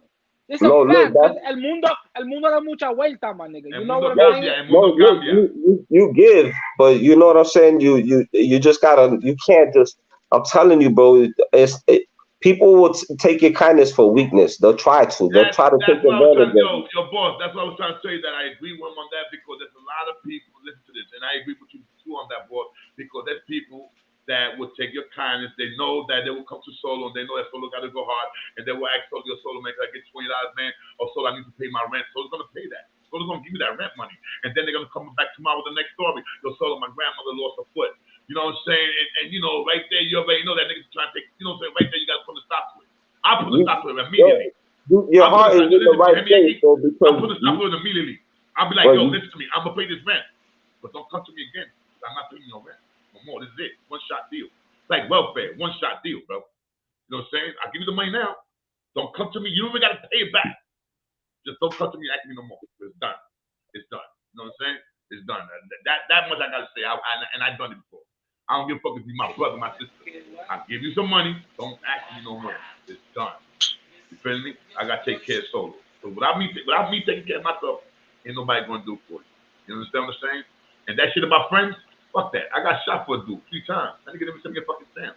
Yo, it's easy to do that, right? You know what I'm saying? It's easy. It's easier for me to not give friends or lend people money than to be generous and try to look out for people. And then now I gotta play this game, and now if I'm the bad guy, because now you give me your word as a man, and then you're not doing what you're supposed to do, and now you're not gonna play me. You know what I'm saying? So you look like the bad guy. And I'd rather just say, yo, boom, here, you know what I'm saying? Don't worry about it. But don't tell me you're gonna pay me. Nah, I'm gonna get you, I'm gonna pay you back. And now, you know what I'm saying? I expect when you say something as a man, bro, you gotta follow through with me as a man. But that's the thing, bro. Sometimes when you give a nigga something, you shouldn't even expect it back. I don't, but if you tell me, yo, I'm gonna give it back. Now you playing with me, dog. And I don't. If somebody comes to you, if I come to you, boss, and I say, your boss, man, I need $500, man. I got you. I'm gonna get paid next week. I can't do it for the following week. I got you. I got you for the whole 500. You give me that 500. You're gonna expect your 500 2 weeks from now. You're gonna expect that, boss. Just keep it real. Solo kept his word. Solo's a good man. Solo's a dude that he got to do. His word is his show. You know what I'm saying? So you're gonna be like, all right, here, Solo, get the 500. But 2 weeks from now, you're gonna expect that 500. Can I say something? Is it fair to say, should we give anybody something we're not prepared to lose? No, if you're giving something from the kindness of your heart, then it doesn't matter. Because I've done what you're saying, dog, and I will always, if somebody then they know that, you know what I'm saying, I'm whatever. But you're not gonna take advantage of me because I got a little something, because I bust my ass for what I got and nobody give it to me. 1 minute. I put you in a position so you could get your own bag. That's what I would do. So you ain't gotta ask nobody. How do you feel as a man? I don't fucking ask for cash apps or look for no donations or no money from nobody, dog. What's your point on that, though? I just don't think that I as a capable man, you know what I'm saying? Like, as a hustler and with a man of ambition, there's so many ways to get money for me to, like you said, with the government and certain things, it makes people lazy. People don't want to go to work because now they got used to people giving donations and getting shit, so now they expect it. So then when they don't get it, what happens? Now you're a bad guy because. So you telling me if your man's got money, if one of your mans got money, and he came up, and you know you been there for that nigga, dealing with him, hearing his bullshit stories, helping him out, and he came up for money, you wouldn't expect the nigga to hit you off? No. You know how many people I know that have come into money? Sound good. I'm the opposite. I swear to God, bro. Yo, my uncle came into a crazy lawsuit, and this is my dog. When he was homeless, I told my mother, yo, you ain't leaving your brother out on the streets. I'll go to the streets, but my uncle's not gonna be homeless. Like, I'm telling you, dog, I'm my brother's keeper for real. And my uncle came into a large lump sum of money, and I seen people come around and try to get money off of him, and he will try to get paid. Like, it was like he was trying to pay me to hang out with him, and I was making money. I don't need nobody's money, dog. I make money. So I don't. That's not the point, my nigga. I don't care about what nobody else got in their pocket, dog. What feed you don't make me shit. I get my own. I'll show you how to get your own, but I'm not gonna give you my shit. But I'm telling you, you live and you learn, bro. It's not to sound like an ass for nothing, because I do. If I see, like, if there's a business proposal and it makes sense, and I'll invest in something, and if I take a loss, I'm prepared to take that loss. You know what I'm saying? Like you said, it's a gamble and shit. But when people just expect a handout for nothing, dog, you're making them, you're enabling them, and they're not gonna ever aspire to do anything because. Listen, I'm gonna make a promise with you. If I ever come up, I'm gonna buy you a new hat. That's on dogs, on dead dogs. I'm gonna buy you a new hat. I'm gonna get you a new hat. If I come up, word is born, my nigga. I don't like you, but I'm gonna get you a new hat. Cause I feel like, you know what I'm saying? I feel like we got there. I feel like we just made a little friendship. I'm gonna get you a new hat. On me. On Boss Town, new hat. No bullshit. You from Massachusetts, so and like I said, I respect your stance on a lot of shit. You know, I don't see eye to eye with you on everything, but I do respect you. I don't like you. We're not friends, but I'm surely gonna buy you a hat. You know what I'm saying? I don't need you to buy me a hat, but I appreciate the gesture. Huh? My bad, guys. Hold on. Let me put this shit right here. Nah, you good? We was chopping it up. We was having dialogue. I was hearing you guys. But I'm talking to my man right here. And this is false alarm. Hold up. Let me get back to the show over here. Where I'm at right here. Okay, I'm back. I'm back in the show. All right. Yeah, man. I was hearing the both of you talking that, man, and I was like, whoa. You know. Hold up. Hey, yo, Mo. I saw the message you sent me, Mo. You hear me, Mo? I saw the message you sent me, Mo. Mo, that's a negative, Mo. That's a negative, Mo. You hear me, Mo? That's a negative. So don't pay no mind to that, because ain't nothing like that came through here. All right, Mo? Ain't nothing like that came through here. I see it right here. Mookie, some shit like that. Nah, ain't none of that happened. All right, Mo? All right, guys, my bad, guys. Go ahead, man. My bad. Salute to the chat, man. God bless everybody. Yeah, salute to the chat, man. Salute to everybody that's in the chat, man. I was supposed to leave like an hour ago, son. I was about to break out. Bossy came in. I said, fuck it. Let me in. And it was supposed to be a 5-minute thing, but look at this shit. I rock. You know, I mean, hey, man, I love having intelligent talks, man. I love it. I like laughing. But when it comes like this, I love talking about things like this, man. I love it. You know what I'm saying? It lets people know the truth, man. You know. He definitely brings a different perspective, you know what I'm saying? And a lot of the stuff that, like I said, man. Bro, I'll give you an autograph at the end of the show. I feel like the nigga's asking me for an autograph, my nigga. Like, I feel like he's asking me for an autograph, nigga. Yo, Yankee, why you think I put this nigga on the phone? I like it. I'll sign the nigga autograph. All me, my nigga. Funny, but when it's talking about my politics, he knows his name. And he's a funny motherfucker, B. That's why I can't let I gotta sign K Solo autograph too. Yeah, you got to, man. We gotta take a picture together, man. Singing Kumbaya, you heard? We got singing that shit, son. But yeah, man. Yo, listen, guys. Let me break this down. Let me break it out of here because I'm about to get the fuck out of here because I've been here already. Damn. Yeah, it's going on 2 hours, and I gotta get my stuff to sleep.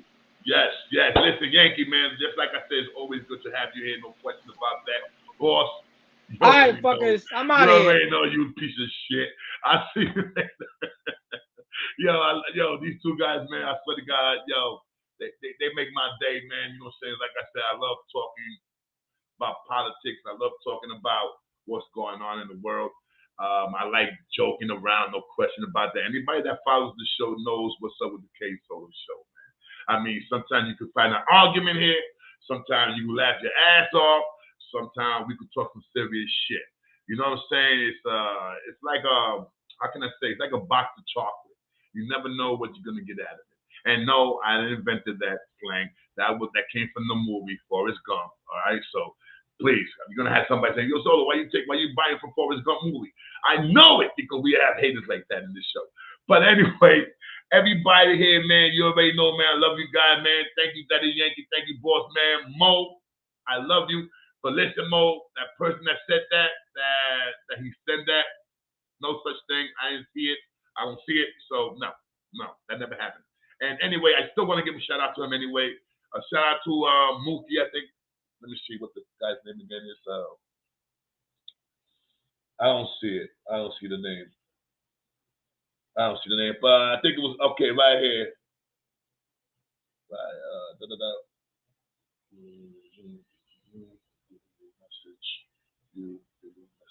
Okay, that's what I'm talking about. Somebody say something stupid, bro. Shoot them quick. Okay. I'm looking at some people here, man. Some people gonna get some wrenches. Some people got some wrenches just now. I gave one of my bros some wrenches, no doubt. There's a few people here that I've been seeing you guys coming in the show, and I've been saying to myself, I'm gonna give that person a wrench, but I've been waiting to see if I see you guys coming in more. I'm seeing that, so don't be surprised. Next time you guys come to the show, you're gonna see a wrench there. Please, the only thing I ask you is this, guys. If I give you a wrench, you gotta shoot somebody, you shoot them.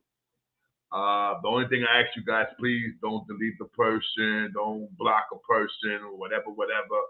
You do that, you're gonna find yourself out of the K Solo show completely. You're gonna be 86 for life. Anybody disrespects anybody that's listening to the show, anybody that's in the panel, whatever you want to call it, that you see somebody disrespecting them, you shoot them. Shoot them once, shoot them twice. If he keeps it up, you block him for the whole day. You feeling me? Hold up. Yes, sir, my brother. Yes, sir. Talk to me. Talk to me, kid. I can hear you. Talk to me.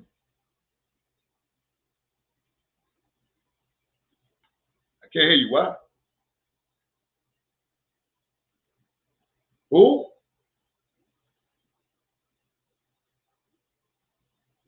Yeah, I'm being honest with you, my brother. Man, it sounds like you got some cotton in your mouth because I can't understand you, Poppy. I really can't. You know, you got to spit that cotton out your mouth, bro.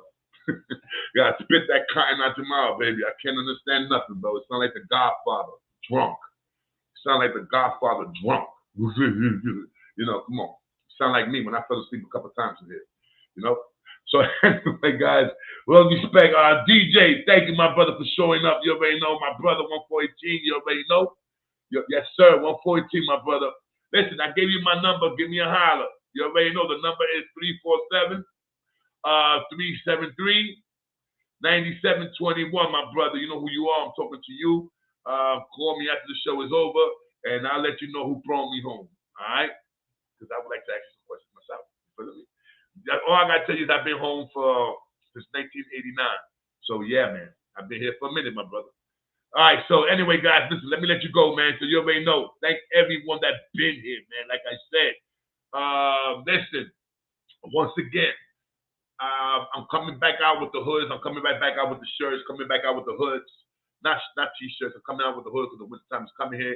So I'm gonna have some hoods coming out. You already know. Like last time, blew it up with the shirts. You already know, guys, banging shirts, and I appreciate everybody that bought a shirt, everybody that bought a mug, everybody that bought anything that I was throwing out there. I appreciate it and I thank you guys.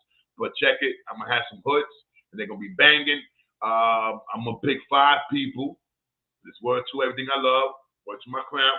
I'm picking 5 people, and those 5 people are gonna be the first ones that's gonna get a hood, and it's gonna get it from me. I'm gonna pay for that, and I'm gonna give it to you guys. Just because I'm throwing those shirts out there, I still gotta pay for it. You feel me? I'm paying for it. So it's gonna be a gift from me to you guys. And like I said, I know one person that's gonna get it, and that's you, Mo. Mandatory, but you gotta give me a place where I can send it to you, Mo. You have to.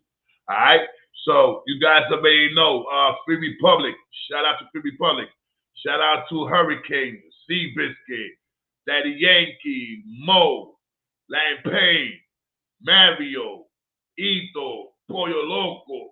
Man, I can keep going on and on and on and on, man. To my bro, let me see right here, Kenny Cutthroat, Bill, Jesus, my God, Harry, I already said DJ, I already said Free Republic, no question.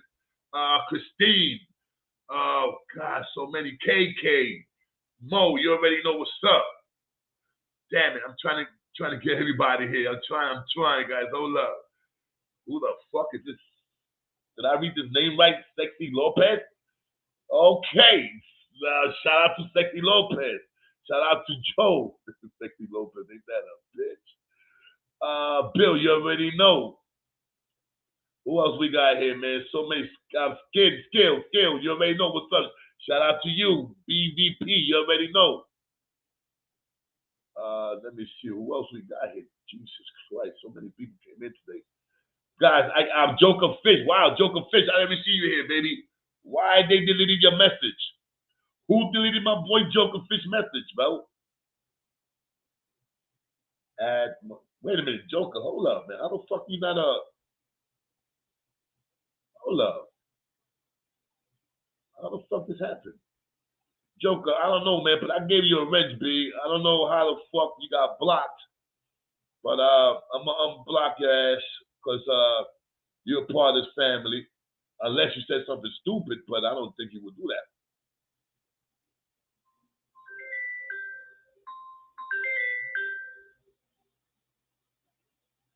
Hold up, man. Hold up. Joker Fish. Okay. All right, Joker Fish. I gave you back your wrench. I don't know how you lost it, but I gave it back to you, my brother. Yeah, I don't know how the fuck you got blocked from here. Who else got blocked here? Okay. All right. Message deleted by. Okay. If my man did that, it's because he got a reason for it. If Mo blocked somebody, it's because Mo got a reason.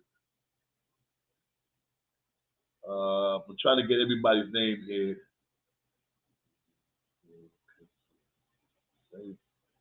You, okay, I have a, no, that's not, oh shit, what the fuck happened here? Listen, man, it's too many people, man, for me to keep going on. There's too many people for me to keep going on, man. It's too many. I can't fuck with all this shit. Let me get it. Yeah, it's too many people for me to mention everybody's name. I can't do that. Hold up, Solo a fake Mo. Yeah, all right, Mo. Yeah, I figured that, Mo. I figured that. What I'm gonna do, Mo, what I did yesterday. I mean, what I did last week. I'm gonna take your wrench right now. I'm gonna take it from you, but I'm gonna give it back to you. But text me right after the show. Text me. I'm gonna give you a code. All right, I'm gonna give you a word in the text.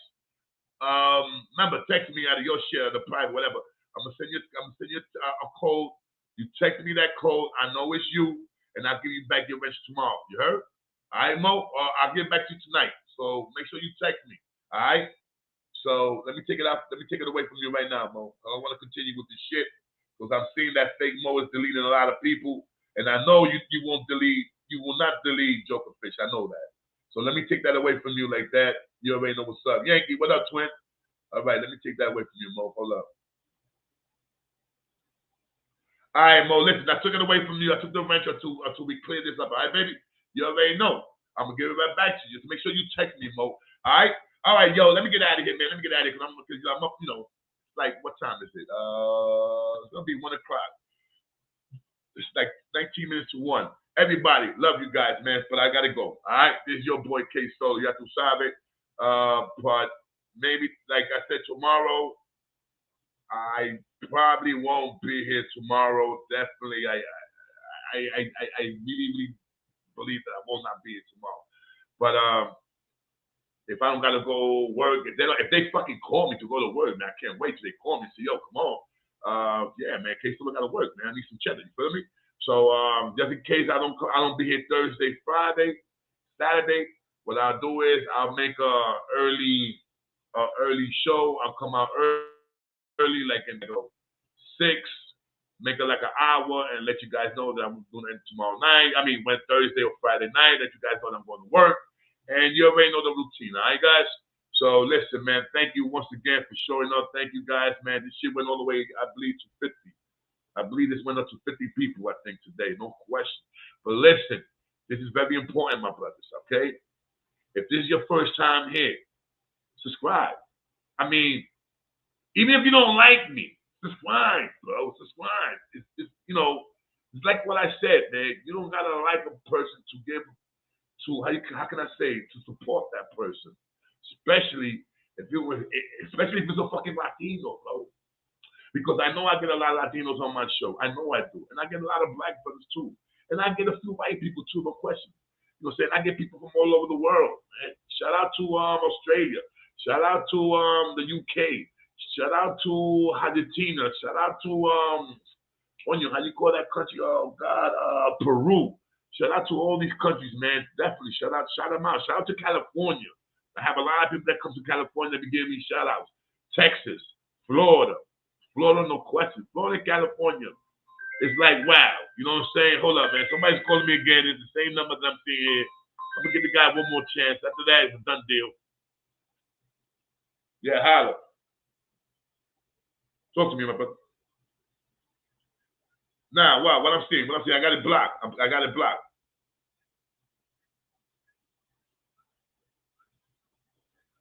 No, I did it. I did it. I took him out. No, I didn't block him. Oh, word. Yeah, that's why I took his arrow away. Cause he would have never got blocked if I never took his arrow. I mean the wrench. But I had to do that because like that, Mo could take me tonight, and I'll give him back, with a code. You have to stop it. Let me see who the fake Mo Smith is. Hold on. Let me let you go, brother. Let me let you go, my brother. All right? Let me let you go. Let me take care of this real quick.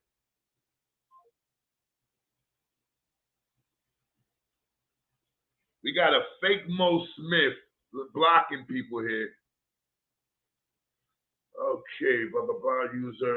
Okay, go to channel, okay. Okay, I know what to do. All right.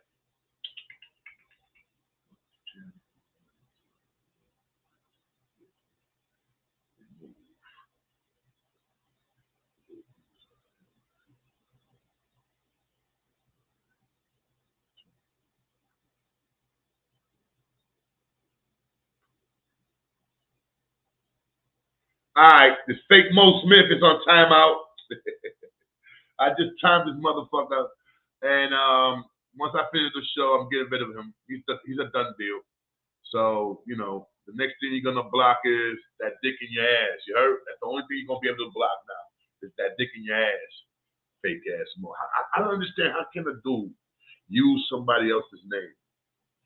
And you call yourself a man, bro. A man doesn't want to be another man. A man doesn't call himself by another man's name.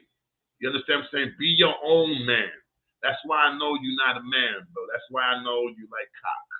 And it's sad. It's really sad. It's really sad. I mean, anybody could like whatever you want. That's you. But, you know, it's fucked up when you try another man using another man's name to do some harm. Yeah, you're a piece of shit. Whoever you are, you're a piece of shit. No question about that. Salute to everybody, man. Yo, Mo, you already know, baby. Text me. You got my shit. Text me. You got my number. You got whatever. Text me on Messenger. You already know, baby. I'm giving you this. You text me. I'll put you back on. You already know, Smith. My number one. No question about that. I always say Mo Smith is the number one monitor, and that's about it. Plain and simple. All right. So you already know, guys. Salute to everybody out there, man. Salute to you guys. Salute to the girls, if I have a girl here. If I don't, I don't. But you already know what's up, all right? This is your boy K Solo, man. God bless you all, and I'll see you guys Thursday. Definitely see you guys Thursday, all right? I'll see you guys. Salute. Mo, text me. You already know. Holla. Good evening. I'm Roger Grimsby. Here now the news. What's up? What's up? What's up? This is the number one YouTube ghetto gossip. I'm telling you, I don't know what's going on with me, man. Motherfucking YouTube. Yo, my mouth is jobless. I just keep cursing and cursing. I gotta stop that. I love all these. You already know. This is the one and only K Solo. What's going on, people? Listen, I'm gonna go live. Hopefully you guys out there will come in and see what's up with Big Solo. I gotta talk to you, Papi. I'm gonna give you guys a story. So holla at your boy K Solo. Everybody out there, get ready for K Solo. You feel me? Coming in stronger and better and wiser. Alright?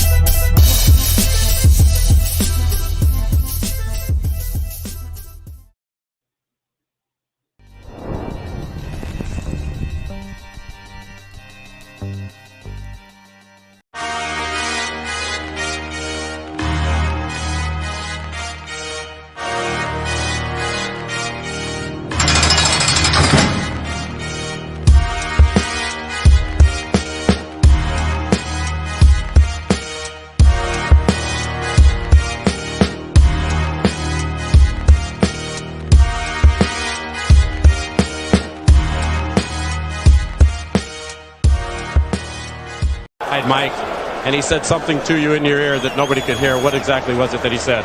He said that the best show on Prison Stories is the K Solo show. That's what he said to me, you know what I'm saying? And don't ask me no dumb shit again, motherfucker, alright? And he is right, isn't he? Yeah, bitch. I'll see you guys tomorrow. Salute to everybody out there. God bless you all. You already know. Your boy K Solo. Booyah! Vámonos mañana.